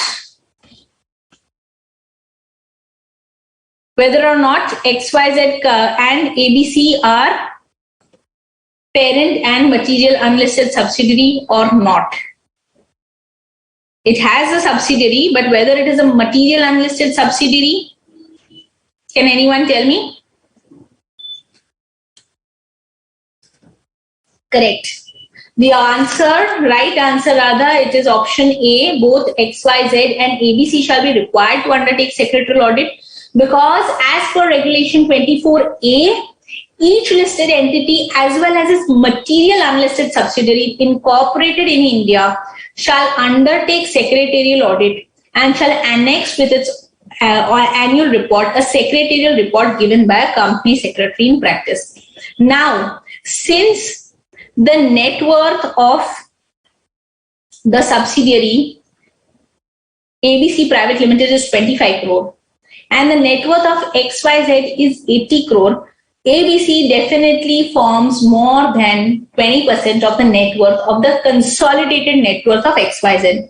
Therefore, ABC is a material unlisted subsidiary, and regulation 24A says that both the listed entity as well as its material unlisted subsidiaries need to undertake secretarial audit. Next question. We'll have one or two more questions before we go to the next concept. The intent is to try and ensure clarity of all the concepts since it is a technical topic. These MCQs and application-based questions, I hope, are helping you understand the concept in a better manner. Messrs PQR Limited has an annual turnover of 1,000 crore and a net worth of 100 crore for the previous year. The company holds shares worth rupees 1 crore in SFC Private Limited out of its share capital of 3 crores. Total turnover of ABC for the previous year is rupees 220 crore. Kindly guide the directors of SFC Limited whether they need to conduct SFC Private Limited whether they need to conduct a secretarial audit. 1. SFC is not required to carry out a secretarial audit since it is not a listed company. 2.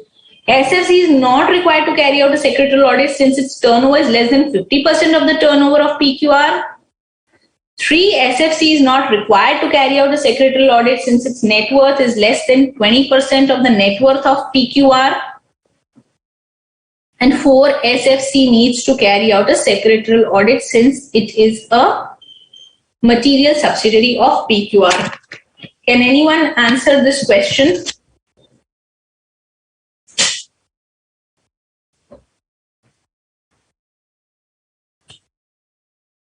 SFC Private Limited is a subsidiary. Now, whether or not it is a material subsidiary, we need to assess based on the 2 criteria laid down in Regulation 24. And then we need to ascertain the answer to this question. Any responses? Yes, I see some of you all are attempting the question.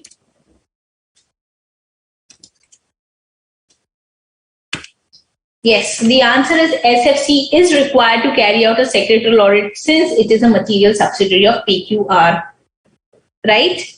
Because what is the turnover of ABC Private Limited? It's 220 crore.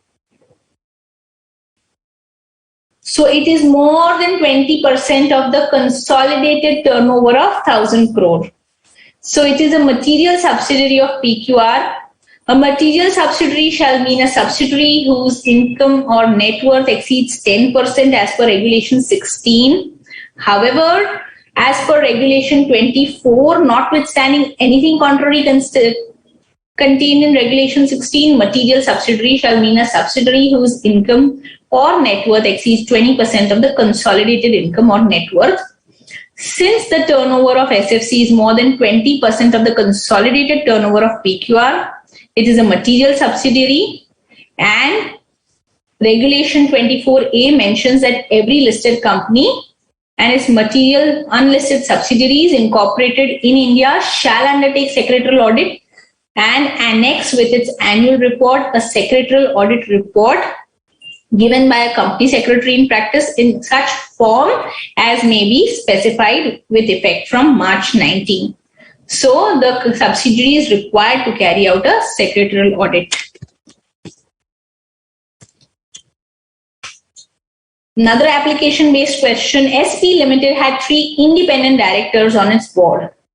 All of them were known for their professional expertise and exposure in the sector. The board was happy with their performance during their tenure and decided to renew their appointment. Accordingly, the board passed a resolution during their meeting to the effect. They informed the management and the committees about the same. The Nomination and Remuneration Committee was not convinced and wanted the board to reconsider. You are required to advise SP Limited on the compliances required. A. The board has passed a resolution to the effect and no further compliance required. So what this is trying to say is the board has the right to reappoint an independent director. There is, through a resolution at the board meeting, there is no further compliance required. 2, the renewal needs to be approved by shareholders by a special resolution. Renewal of the term of independent director needs to be approved by shareholders by special resolution. 3, the renewal needs to be approved by the Nomination and Remuneration Committee. And 4, the Nomination and Remuneration Committee does not have a right to disagree with the board, especially since they have already been appointed on the basis of their professional expertise in the first instance. So the audit committee has no right to raise this objection because their validity, their experience, their expertise has already been tested in the first time itself when they have been appointed. This is what the 4th point says. Now, which of these is the correct options?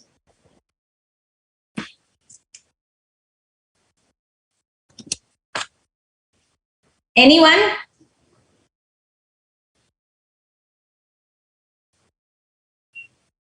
Three independent directors, all of them, their tenure is to be renewed because the board is happy with their performance and they feel that they have the professional expertise. We should renew their term. So board can freely renew it or some further compliance is required.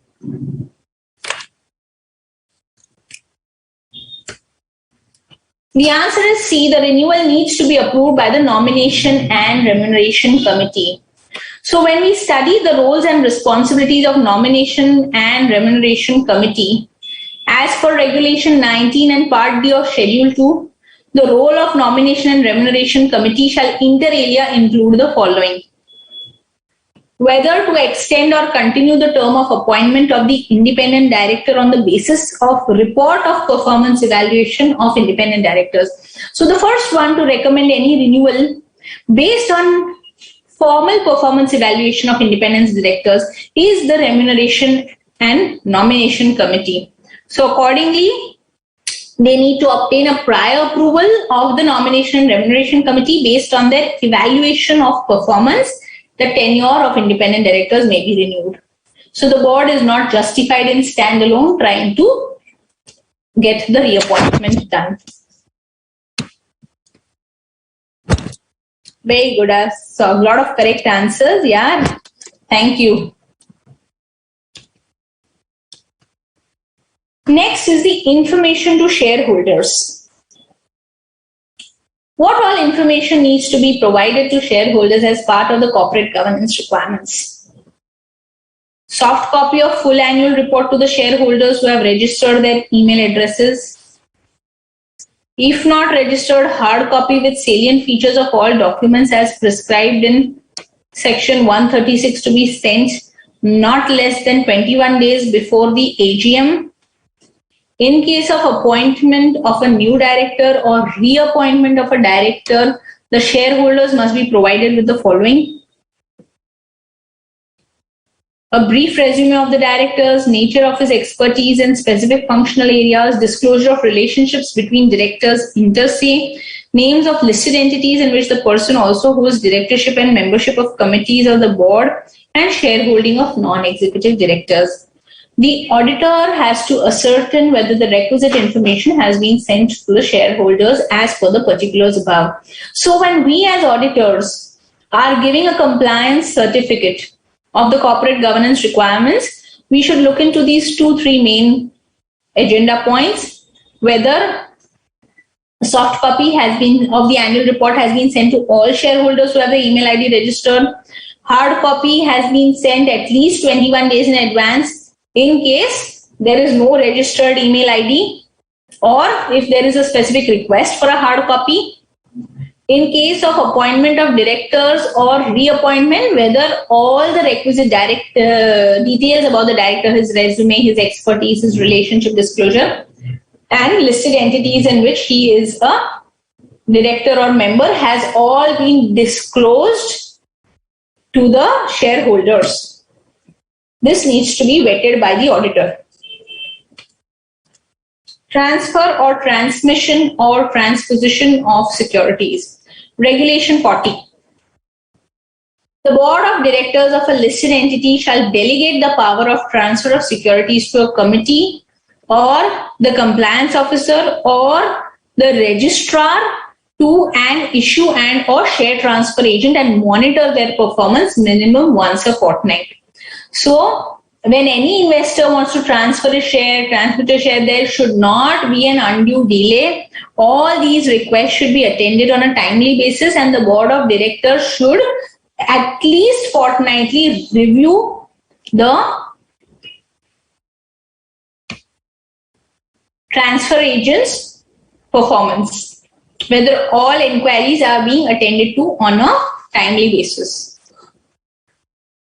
Now coming to compliance certificate as part B, schedule 2. Now that we already know what are the requirements of corporate governance, whether it is with respect to the board, whether it is with respect to various committees, whether it's with respect to vigil mechanism, code of conduct, we have now followed broadly what is the intent of corporate governance, what all disclosures and compliances are required.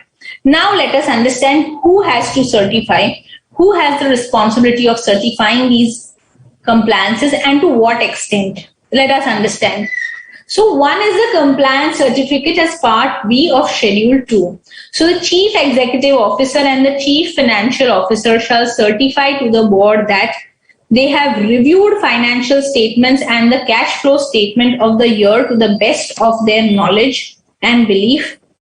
These statements do not contain any materially untrue or misleading statement. These statements together present a true and fair view of the listed entity's affairs. They are in compliance with existing accounting standards, applicable laws and regulations. No fraudulent or illegal transactions have been entered into by the entity. They have indicated to the auditors and the audit committee significant changes in internal control over financial reporting during the year, significant changes in accounting policies during the year, and the same have been disclosed in the notes to the financial statements. Instances of fraud of which they have become aware and the involvement therein of any management or employee having a significant role in the listed entity's internal control system over financial reporting. The responsibility entrusted to CEO and CFO is in relation to establishing and maintaining internal controls over financial reporting. Compliance certificate to contain the following information: that management has evaluated the effectiveness of internal control systems of the listed entity pertaining to financial reporting, matters in which deficiencies, if any, in the design or operations of such internal controls has been disclosed to auditors and the audit committee. Steps have been taken or proposed to rectify these deficiencies in the design and operation of such internal controls. So basically, we see that the CEO and CFO are in charge of certifying that the financial statements are free of any misstatement. They represent a true fair view. They have no frauds have happened to their knowledge, and also that the internal controls are operating and designed and operating effectively, and they have disclosed any weaknesses or changes as far as the internal controls or accounting policies or any instances of frauds are concerned to the auditors and audit committee. So basically, it is the responsibility of the CEO and CFO to maintain internal controls over financial reporting. So these are the key things which the CEO and CFOs are required to certify as part B of Schedule 2. Now, we also have some auditors' responsibility in the process. Auditor certificate, we will come to it later, but as I had mentioned in the last session also, we as auditors are responsible for factual implementation of the requirements of LODR in the compliance certificate. What is factual information? Whether the board has been constituted as required, they have met the number of times required, whether the various committees have been formed as required. These are all factual things. The auditor is not required to comment on the efficacy with which the management is carrying out its operations, or they are not even, by way of corporate governance certificate, we are not even certifying any financials as part of this certificate. So auditor has few responsibilities. The management has instituted an adequate internal control framework with respect to financial reporting controls. The assessment process followed for evaluation of controls is reasonable, and there is a process by which significant deficiencies as well as steps taken to correct them is communicated to the audit committee and auditors. Whether all significant changes in accounting policies and in system of internal controls are communicated to the audit committee.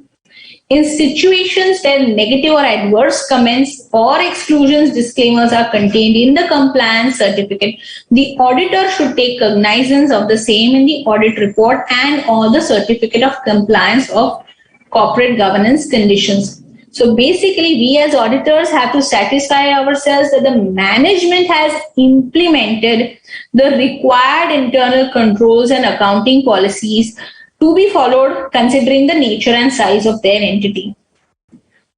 Right? The primary responsibility of establishing these controls and policies is on the management.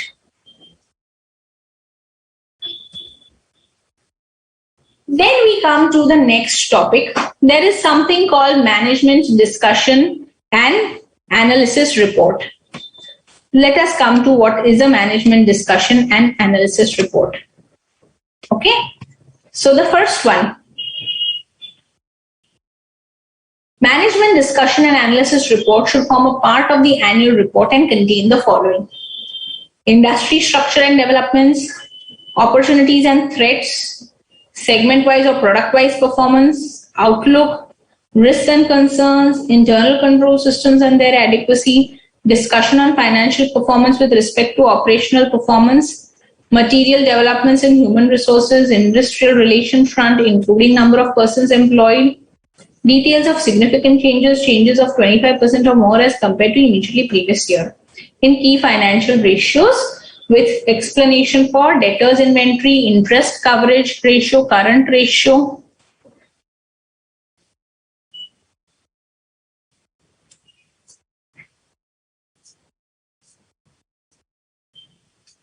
Debt equity ratio, operating net margin percentage, or any sector specific equivalent ratios if applicable. Details of any change in return on net worth as compared to immediately previous financial year, along with a detailed explanation thereof. So what we understand is the MD&A, the Management Discussion and Analysis Report, which is primarily the responsibility of board, has mainly aimed at giving a broad overview of the industry, the opportunity threats, and how the segment-wise performance outlook of the concern is going on. So basically, it gives operating and financial highlights of the company, and is required to be annexed to the annual report. Disclosures and transparency. The listed entity shall ensure timely and accurate disclosure on all material matters, including financial situation, performance, ownership, and governance of the listed entity in the following manner. Information shall be prepared and disclosed in accordance with prescribed standards of accounting, financial and non-financial disclosure. Channels for disseminating information should provide for equal, timely, and cost-effective, efficient access to relevant information by users. Minutes of meeting shall be maintained, explicitly recording dissenting opinions. Very important. Now, we have studied all the corporate governance requirements, but where is the disclosure? Okay, CEO, CFO is certifying, auditor certificate also we will come to, but how do you disclose the information to shareholders at large? So, the information has to be prepared. Most of the requirements you have seen are required to be published on the company's website. It has to be prepared in accordance with accounting, financial, and non-financial disclosures.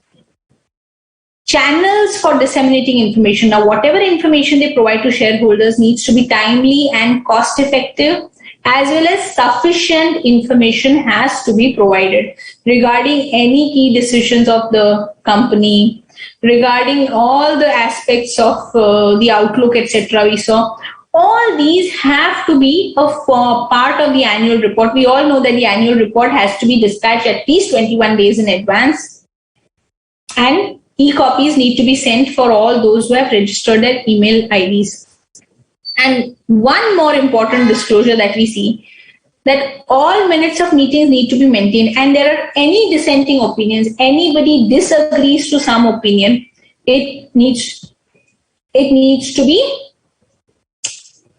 categorically recorded, that who has dissented to which opinion and why, which is very important.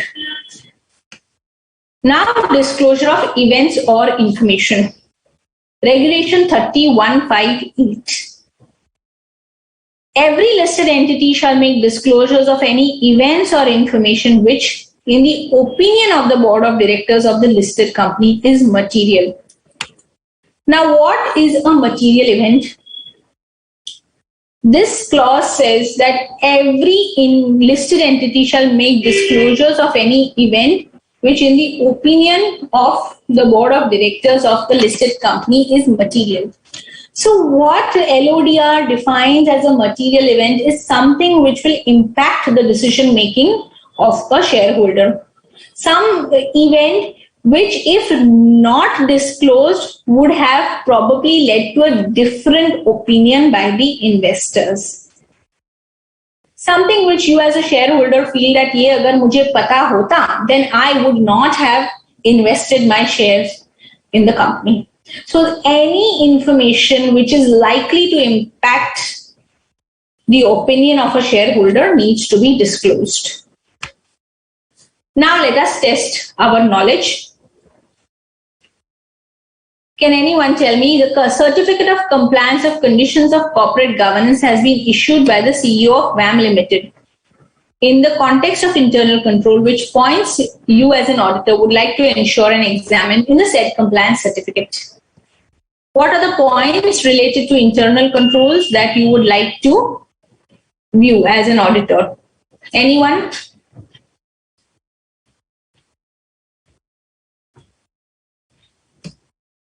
Compliance certificate has been issued by the CEO. What all points as an auditor would you like to ensure?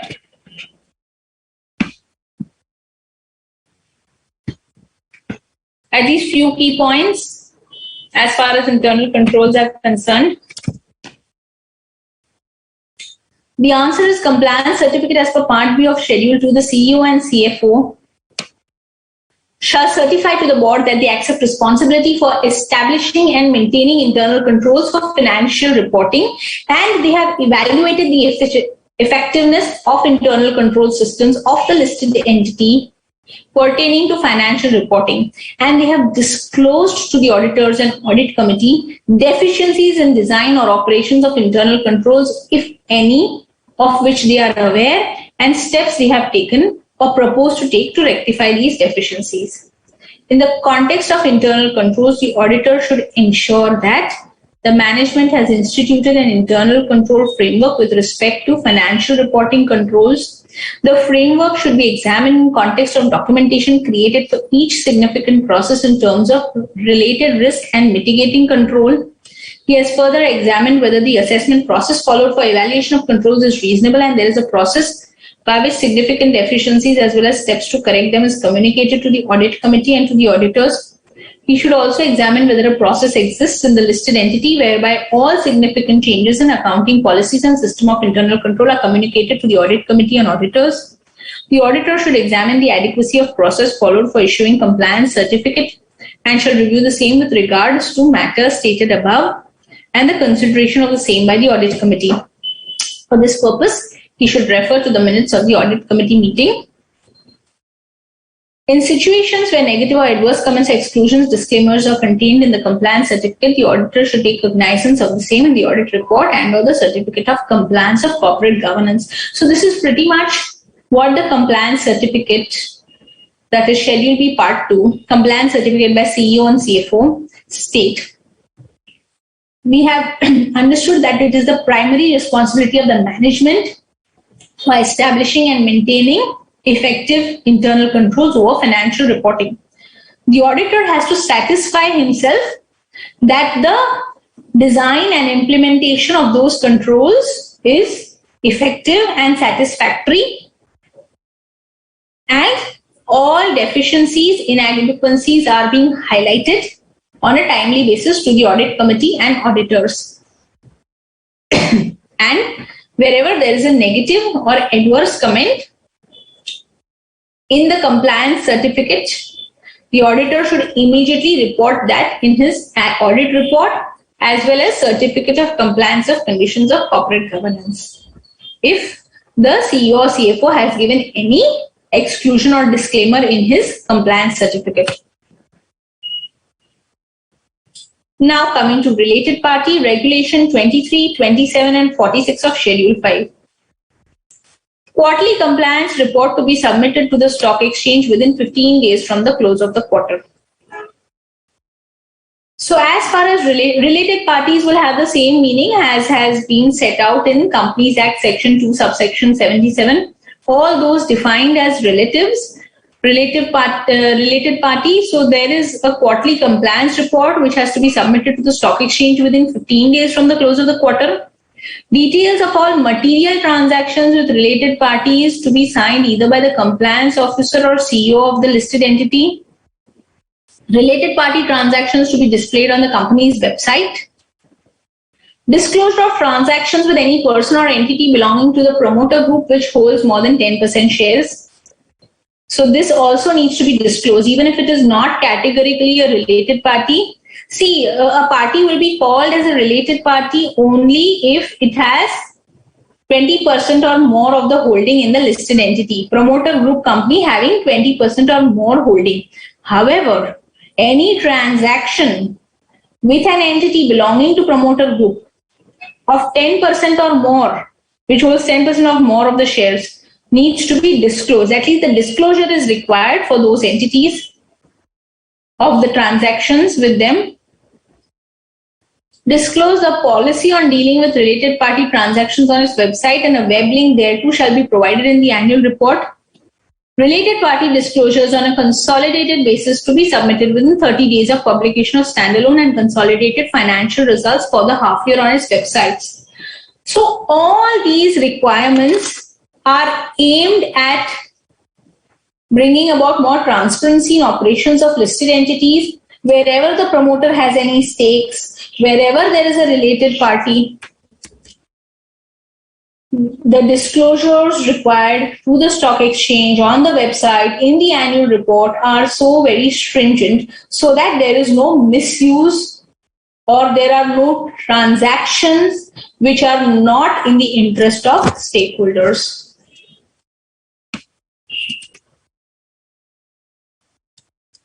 So there is a question from Sri Ranjani which says, Madam, whether ratios need to be disclosed only in case of material changes or it needs to be compulsory disclosed in MD&A irrespective of material changes. So the MD&A says that if there are material changes which is more than 25% current year versus previous year, you must disclose the same.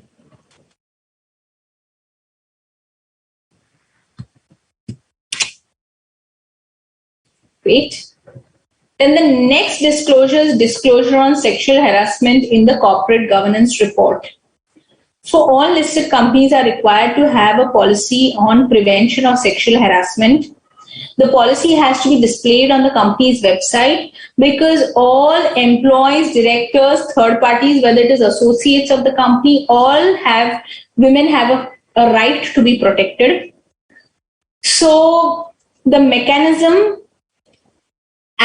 is always displayed on the company website so that everybody has access to it.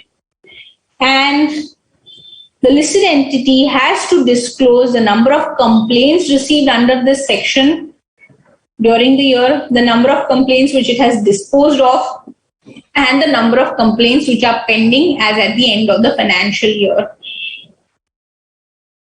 Accounting treatment schedule 5. Where in preparation of financial statements, a treatment different from that prescribed in accounting standard has been followed, the facts shall be disclosed in the financial statements together with the management's explanation as to why it believes such alternate treatment is more representative of the true and fair view of the underlying business transaction. So is that clear? Wherever, while preparing financial statements, the management has deviated from any accounting standard or INDS in the current scenario, then they need to disclose that in the financial statements along with a justification as to why they believe that that particular accounting treatment is more representative of a true and fair view of a business transaction. Because we all know at the end of the day, financial statements are aimed at giving a true and fair view of financials. Now coming to the report on corporate governance. Every listed entity shall submit a quarterly report on corporate governance to the stock exchange within 15 days from the close of the quarter. The report shall be either signed by the CEO or CFO of the listed entity. Compliance officer or CEO of the listed entity. The auditor shall ascertain in the annual report has a separate section on corporate governance with a detailed compliance report on corporate governance. Data in the report on corporate governance should be in line with the financial statements. So far we have seen what all are the requirements to be disclosed in the corporate governance report. So the listed entity has to submit such a quarterly compliance report within 15 days of the close of the quarter, and either the compliance officer or CEO has to sign it off. And the auditor, as far as we are concerned, we have to ascertain that the annual report has a separate section on corporate governance with a detailed compliance report on corporate governance. Data in the report should be in line with the financial statements. Whatever they are writing there, whether be it relating to ratios, be it financial highlights, it all has to be in sync with the financial statements. Now we come to the auditor's certificate. Now, in all this process, we are also required to certify something. Okay. So, where and to what extent does our responsibility lie in as far as corporate governance is concerned? We have already discussed a couple of times that auditors' responsibility is restricted to factual implementation of the corporate governance provisions. Whether a board has been formed with the requisite composition, committees have been formed, meetings are being held, factual implementation based on all the underlying data, maybe minutes of meetings, agenda, notices. We have to ensure factual implementation. We are not in a position to certify the efficiency or effectiveness with which the management has carried out its functions. As per Schedule 5, a listed entity shall obtain a compliance certificate either from the auditors or a practicing company secretary regarding compliance of conditions of corporate governance and shall annex it to the director's report. The compliances shall cover all the topics listed above. So in case of non-compliances, the auditor may make an adverse statement without qualifying the certificate. A couple of adverse statements may not necessarily lead to a qualification in the compliance certificate. For example, a qualified and independent audit committee is not set up. Chairman of audit committee is not an independent director. Audit committee does not meet 4 times a year. The necessary powers in terms of Part C of Schedule 2 have not been vested with the board or audit committee. The time gap between 2 board meetings is more than 120 days. So the auditor may not necessarily qualify the report, but yes, they will show this as a non-compliance and more than 120 days have elapsed between 2 board meetings. The director is a member of more than 10 committees or acts as chairman of more than 5 committees across all companies in which he is a director. The information of quarterly results is neither put on the company's website nor sent in a form so as to enable stock exchange on which the entity's securities are listed to enable such stock exchange to put it on its own website. The power of share transfer is not delegated to an officer or committee or to a registrar share transfer agents. So these are some of the adverse remarks which an auditor may make note of in his certificate on corporate governance. So as we see, these are very, very factual kind of remarks. So the board has met, not met, quorum is maintained, not maintained. These are very factual kind of things. These are not basically commenting anywhere on the quality of the management or the way they are running the company's operations. Now, let us come to some FAQs so that we affirm our understanding of the subject. Genuine Limited has established the Internal Complaints Committee under the Sexual Harassment for Women at Workplace Prevention, Prohibition and Redressal Act 2013 POSH Act. The details, name, email address and contact numbers of committee members are available on the company intranet, which is accessible by all employees. However, no disclosure regarding number of complaints pertaining to sexual harassment of women at workplace is being made. Are the measures taken by the company adequate? Is it enough if the company allows access to employees on their intranet to raise any concerns which they have regarding prevention of sexual harassment? Is that enough? Does their responsibility end there, that the names, addresses and contact numbers of the redressal authorities has been provided on the company's intranet? Or are they required to make disclosures as well? Any answers?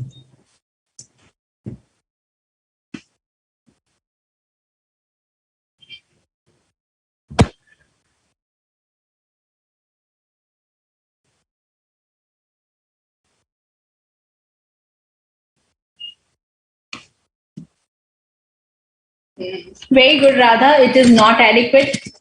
So the answer is yes.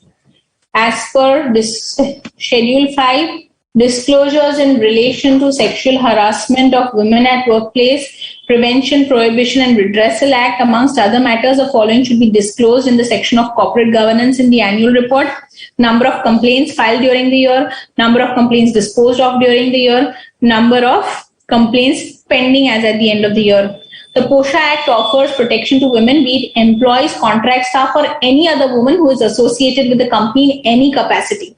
So even if that woman is a service provider, vendor, professional, by only providing details of intranet, the company has failed to meet other requirements under the POSH Act. In view of the above, Genuine Limited is required to make necessary disclosures in accordance with Schedule 5 of LODR. So one, they need to definitely file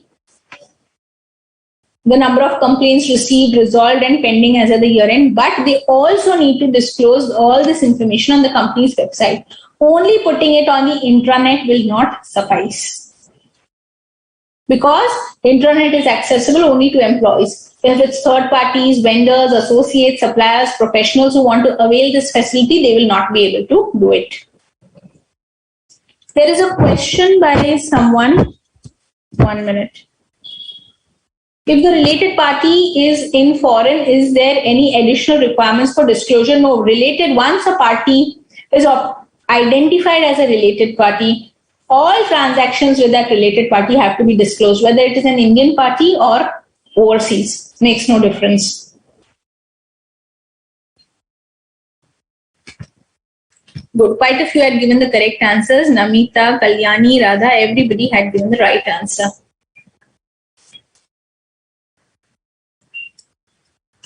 Now, ABC Private Limited holds 10% of the shares of XYZ Limited. Mr. A is a director on both the companies. XYZ wants to sell goods worth 20 lakhs to ABC. The management of XYZ wants to know whether ABC will be deemed as a related party. Read very carefully. We are saying ABC Private Limited holds 10% of the shares in XYZ Limited. Private Limited is holding 10% in listed companies. Mr. A is a director on both the companies. XYZ wants to know. They are planning to sell goods worth 20 lakhs to ABC. They want to know whether ABC is a related party.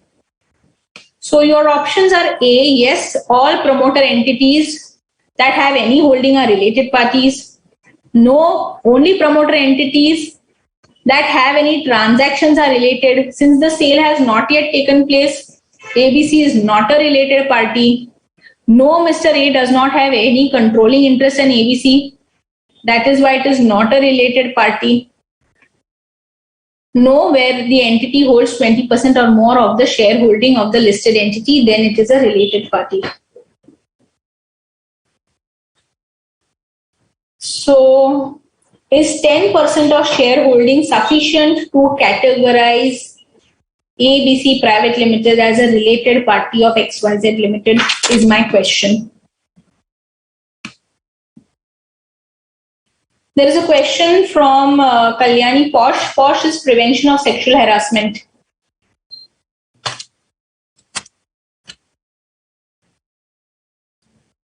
So, is 10% shareholding by ABC Private Limited in XYZ Limited enough to categorize ABC as a related party? Mr. A is a director on both the companies. Which of the following options are correct?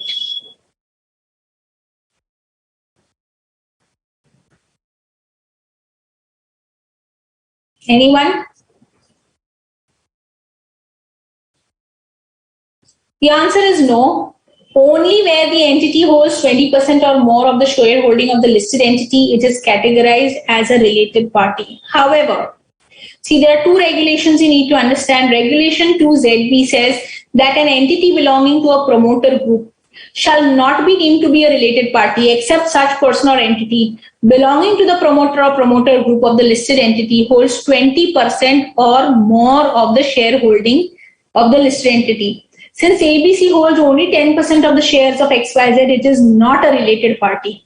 However, the listed entity is required to disclose transactions with any person or entity belonging to promoter group which holds 10% or more of shareholding of the listed entity in the format prescribed in relevant accounting cells for annual results as per Regulation 23, 27, 46 and Schedule 5.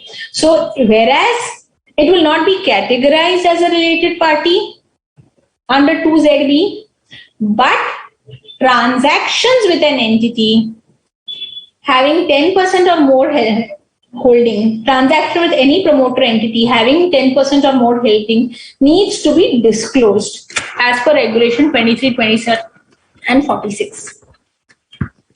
Is that clear? Next question. LDH Limited is a company incorporated in India and listed on a recognized stock exchange, has entered into various related party transactions during the year. You are required to answer the following, keeping in mind the listing obligation and disclosure requirements of corporate governance. Who should sign the report of material transactions with related parties? What type of transactions and policies are required to be disclosed in relation to related party transactions? Who will sign the report on material transactions with related parties? And what type of transactions and policies are required to be disclosed related to related party transactions? Anyone?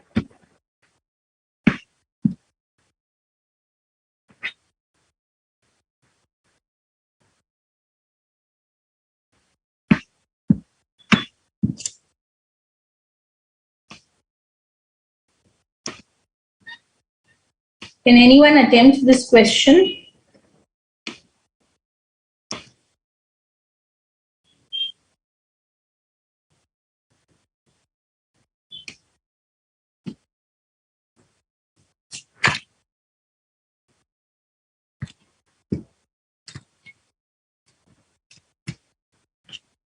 So the answer is an Indian company, LDH Limited, listed on the stock exchange, entered into various related party transactions. So one, the report shall be either signed by the compliance officer or the CEO of the listed entity. Second, the disclosure is required. The company shall disclose policy on dealing with related party transactions on its website, and a web link thereto will be provided in the annual report.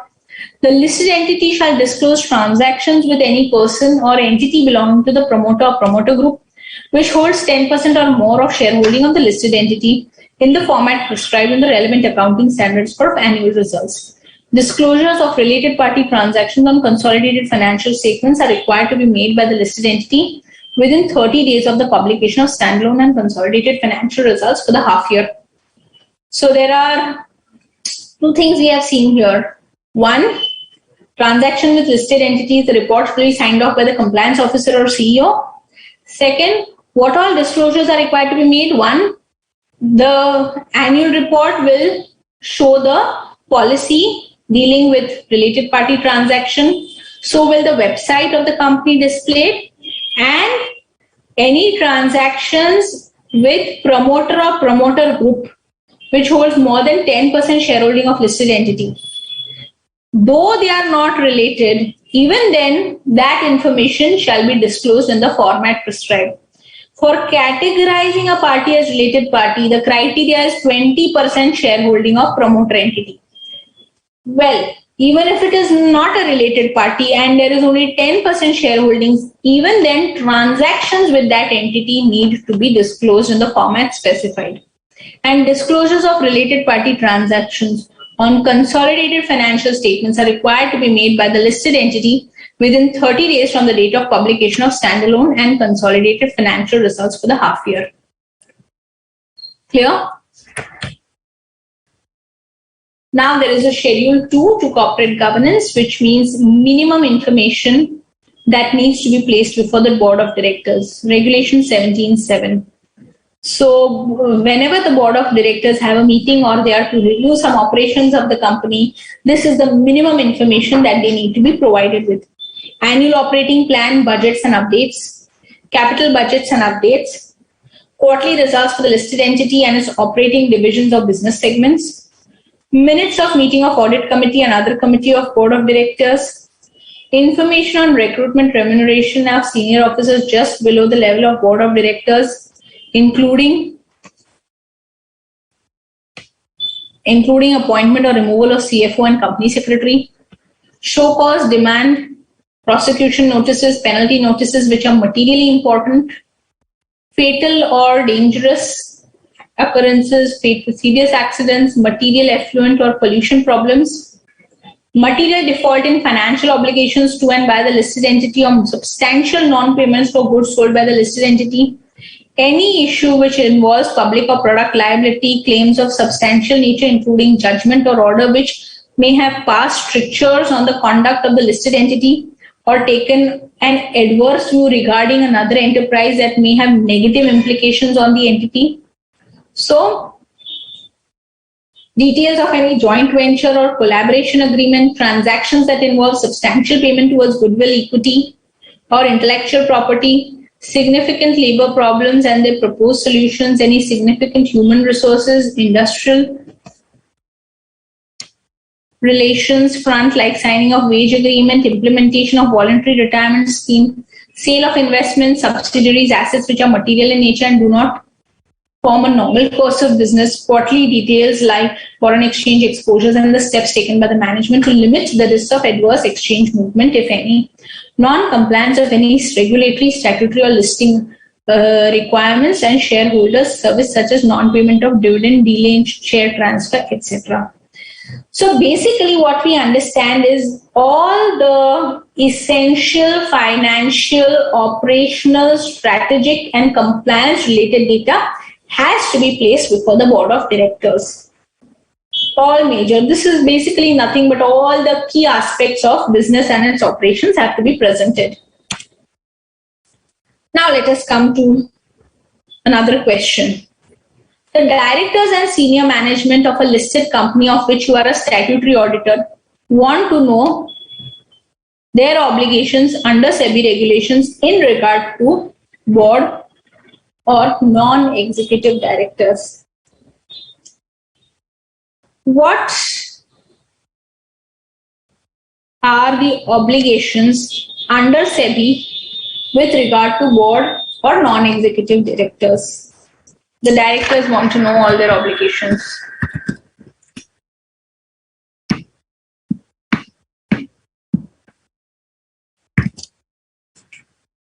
Anyone?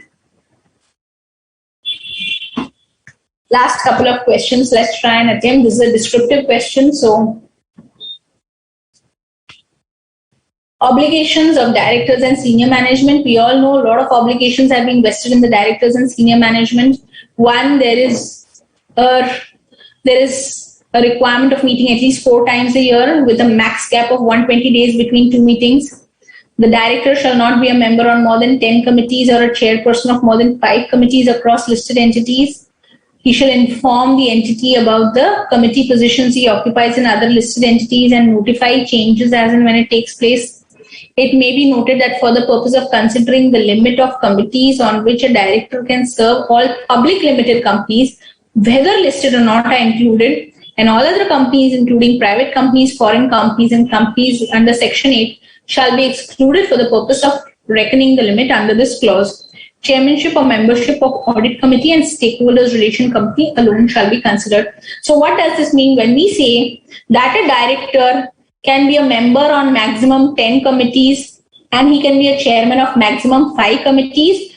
The chairmanship or directorship only of listed and public limited companies is considered for the purpose of this.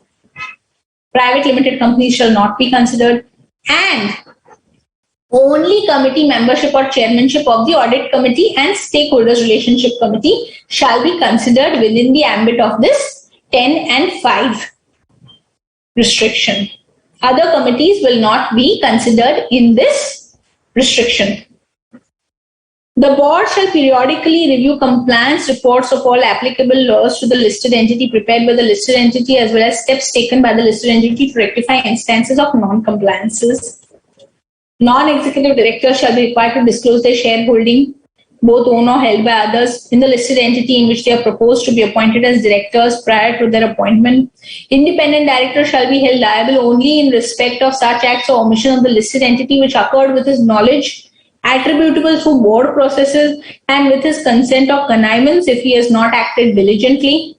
So this is a great protection offered to independent directors. They cannot be held liable for anything and everything. Only if they have been informed and some mishappening has happened with their consent or connivance or their negligence, only then they can be held accountable.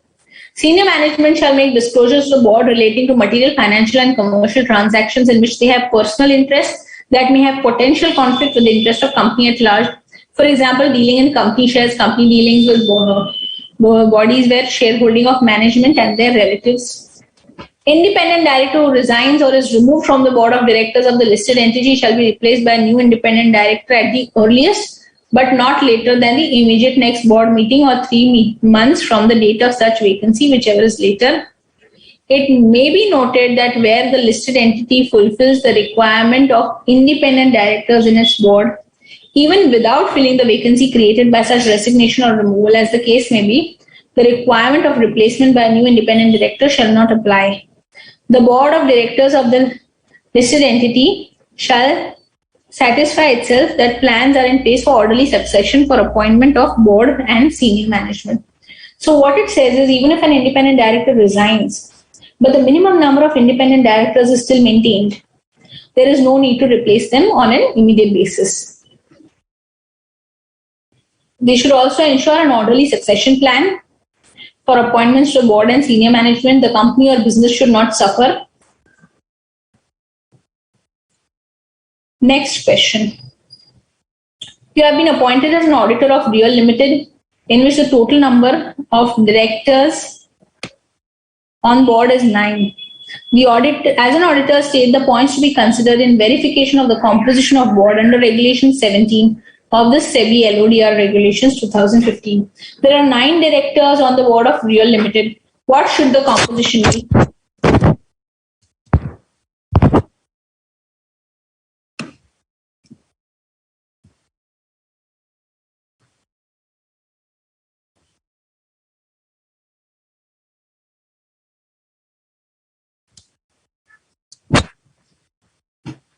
There is a question by Namita ma'am. In related party regulation, if definition under section 277 is applicable, then why are we saying we need to disclose only transaction having greater than holding of 20%? There are 2 points to this. Any transaction with holding greater than 10% has to be disclosed. That is point number 1. Second, it will be categorized as a related party if the holding is of the promoter entity is more than 20%. Third, if the party falls within the definition of 277, they are definitely related parties. All the brothers, sisters, fathers, mothers, everything defined in 277 is a related party. All transactions with them have to be disclosed. Additionally, if there is a promoter entity with holding more than 20% in listed company, that is also a related party. And even if the holding is 10%, even if it is not categorized as a related party, those transactions will also be disclosed.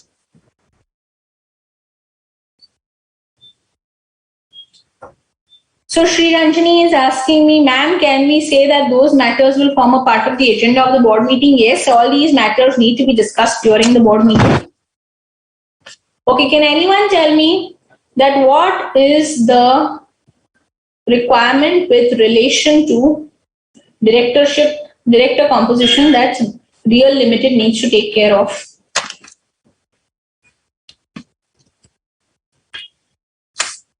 So this is what the verification regarding composition of board is. 1, throughout the reporting period, the board should have an optimum combination of executive and non-executive directors, with not less than 50% directors being non-executive. So at least 5 of them have to be non-executive out of the 9. The minutes should be verified to see whether a director is executive or non-executive. The auditor also has to verify that the chairman is a non-executive director. Then if the chairman is a non-executive director, at least 1/3 of the board should be independent. And in case where the chairman is not a regular non-executive chairman, then half of the board has to be independent. So in case, say for example, an independent director is the chairman of the board, at least 3 out of 9 have to be independent directors. If the managing director or whole-time director, some full-time director is the chairman, then at least half of the board, meaning at least 5, need to be independent directors out of the 9.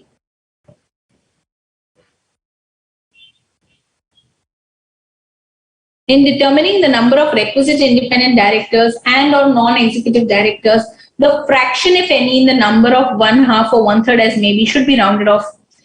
Since the terms refer to not less than and at least, it would be appropriate to compute the number by rounding off any fraction to the next integer.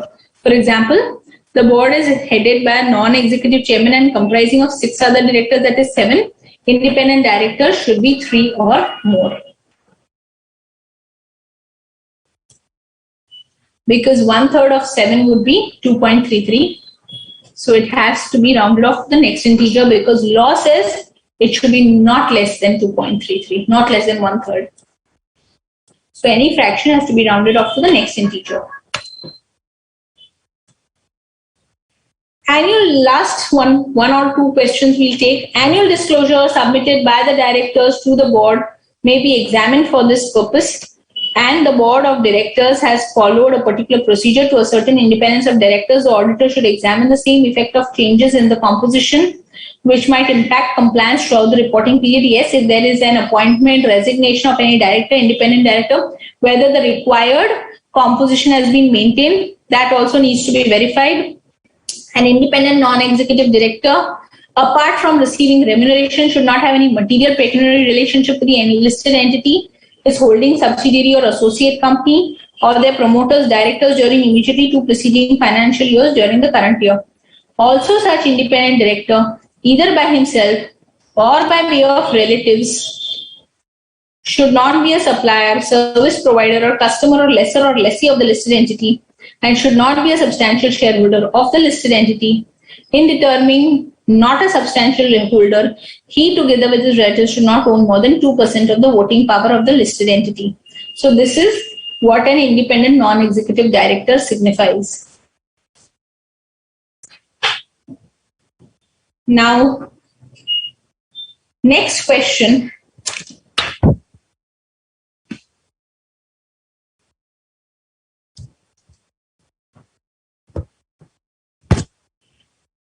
Mr. Ibrahim was appointed as the statutory director of New Limited and Old Limited.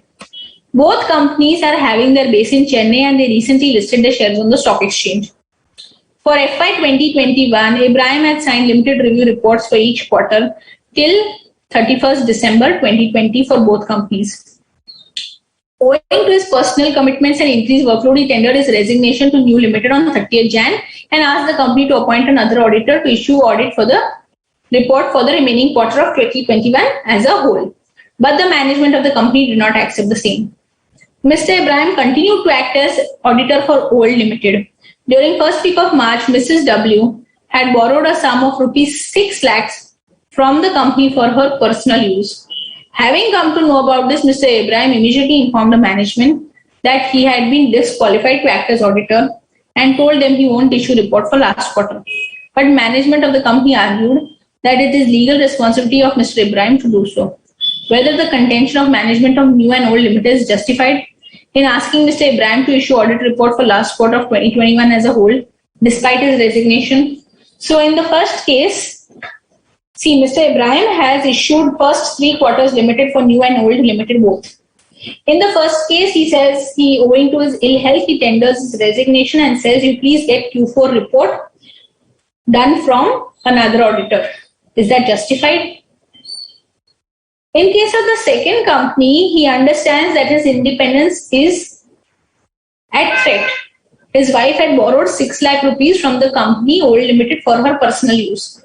So he told them that I am no longer qualified to issue an audit report to your company. Is the contention of the company correct? In both cases, the company wants him to continue. Since he has issued 3 quarters report, company wants him to continue and issue the 4th quarter report also. Are they justified?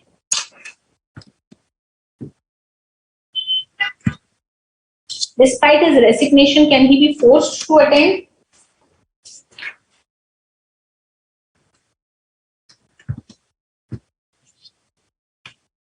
The answer is, in the given scenario, Mr. Ibrahim was appointed as statutory director in 2 entities. He had signed limited reviews for the first 3 quarters. Owing to personal commitments and workload, he resigned from New Limited and the company was asked to appoint another auditor. and in old limited he had been disqualified to act. So as per SEBI regulations, if the auditor has signed limited review report for first 3 quarters of the year, the auditor shall, before such resignation, issue limited report, review report and audit report for the last quarter, as well as the audit report for such financial year. This provision will not apply if the auditor is disqualified due to section 141. Thus, in the given situation, in view of above conditions, upon resignation as statutory auditors of a listed entity or material subsidiary, Mr. Ibrahim is required to issue audit report for the last quarter and audit report for 2021 for New Limited, as he has issued audit report for first 3 quarters. Whereas he is not required to issue audit report for remaining quarter and audit report for 2021, since he is disqualified under section 141 of the Companies Act. Accordingly, the contention of New Limited is correct and tenable for issuing audit report for remaining quarter and audit report for FY 2021. However, the contention of management of Old Limited is not correct regarding the legal responsibility of Mr. Ibrahim to issue audit report for remaining quarter and the whole year. Is that clear? Any questions so far?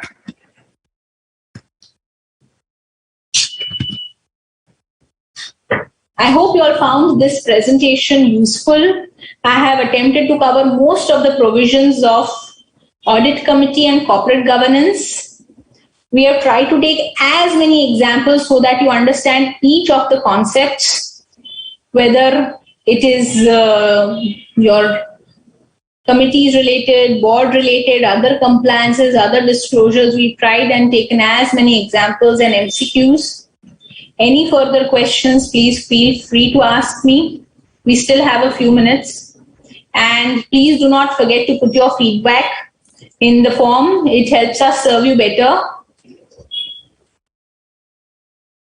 Anyone?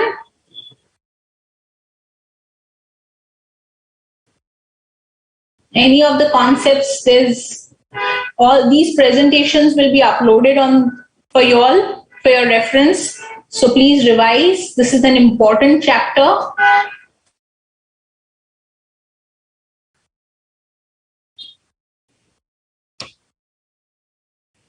So I think no questions coming in. So thank you so much, students. You all have been a fabulous class. Looking forward to meeting you all again soon.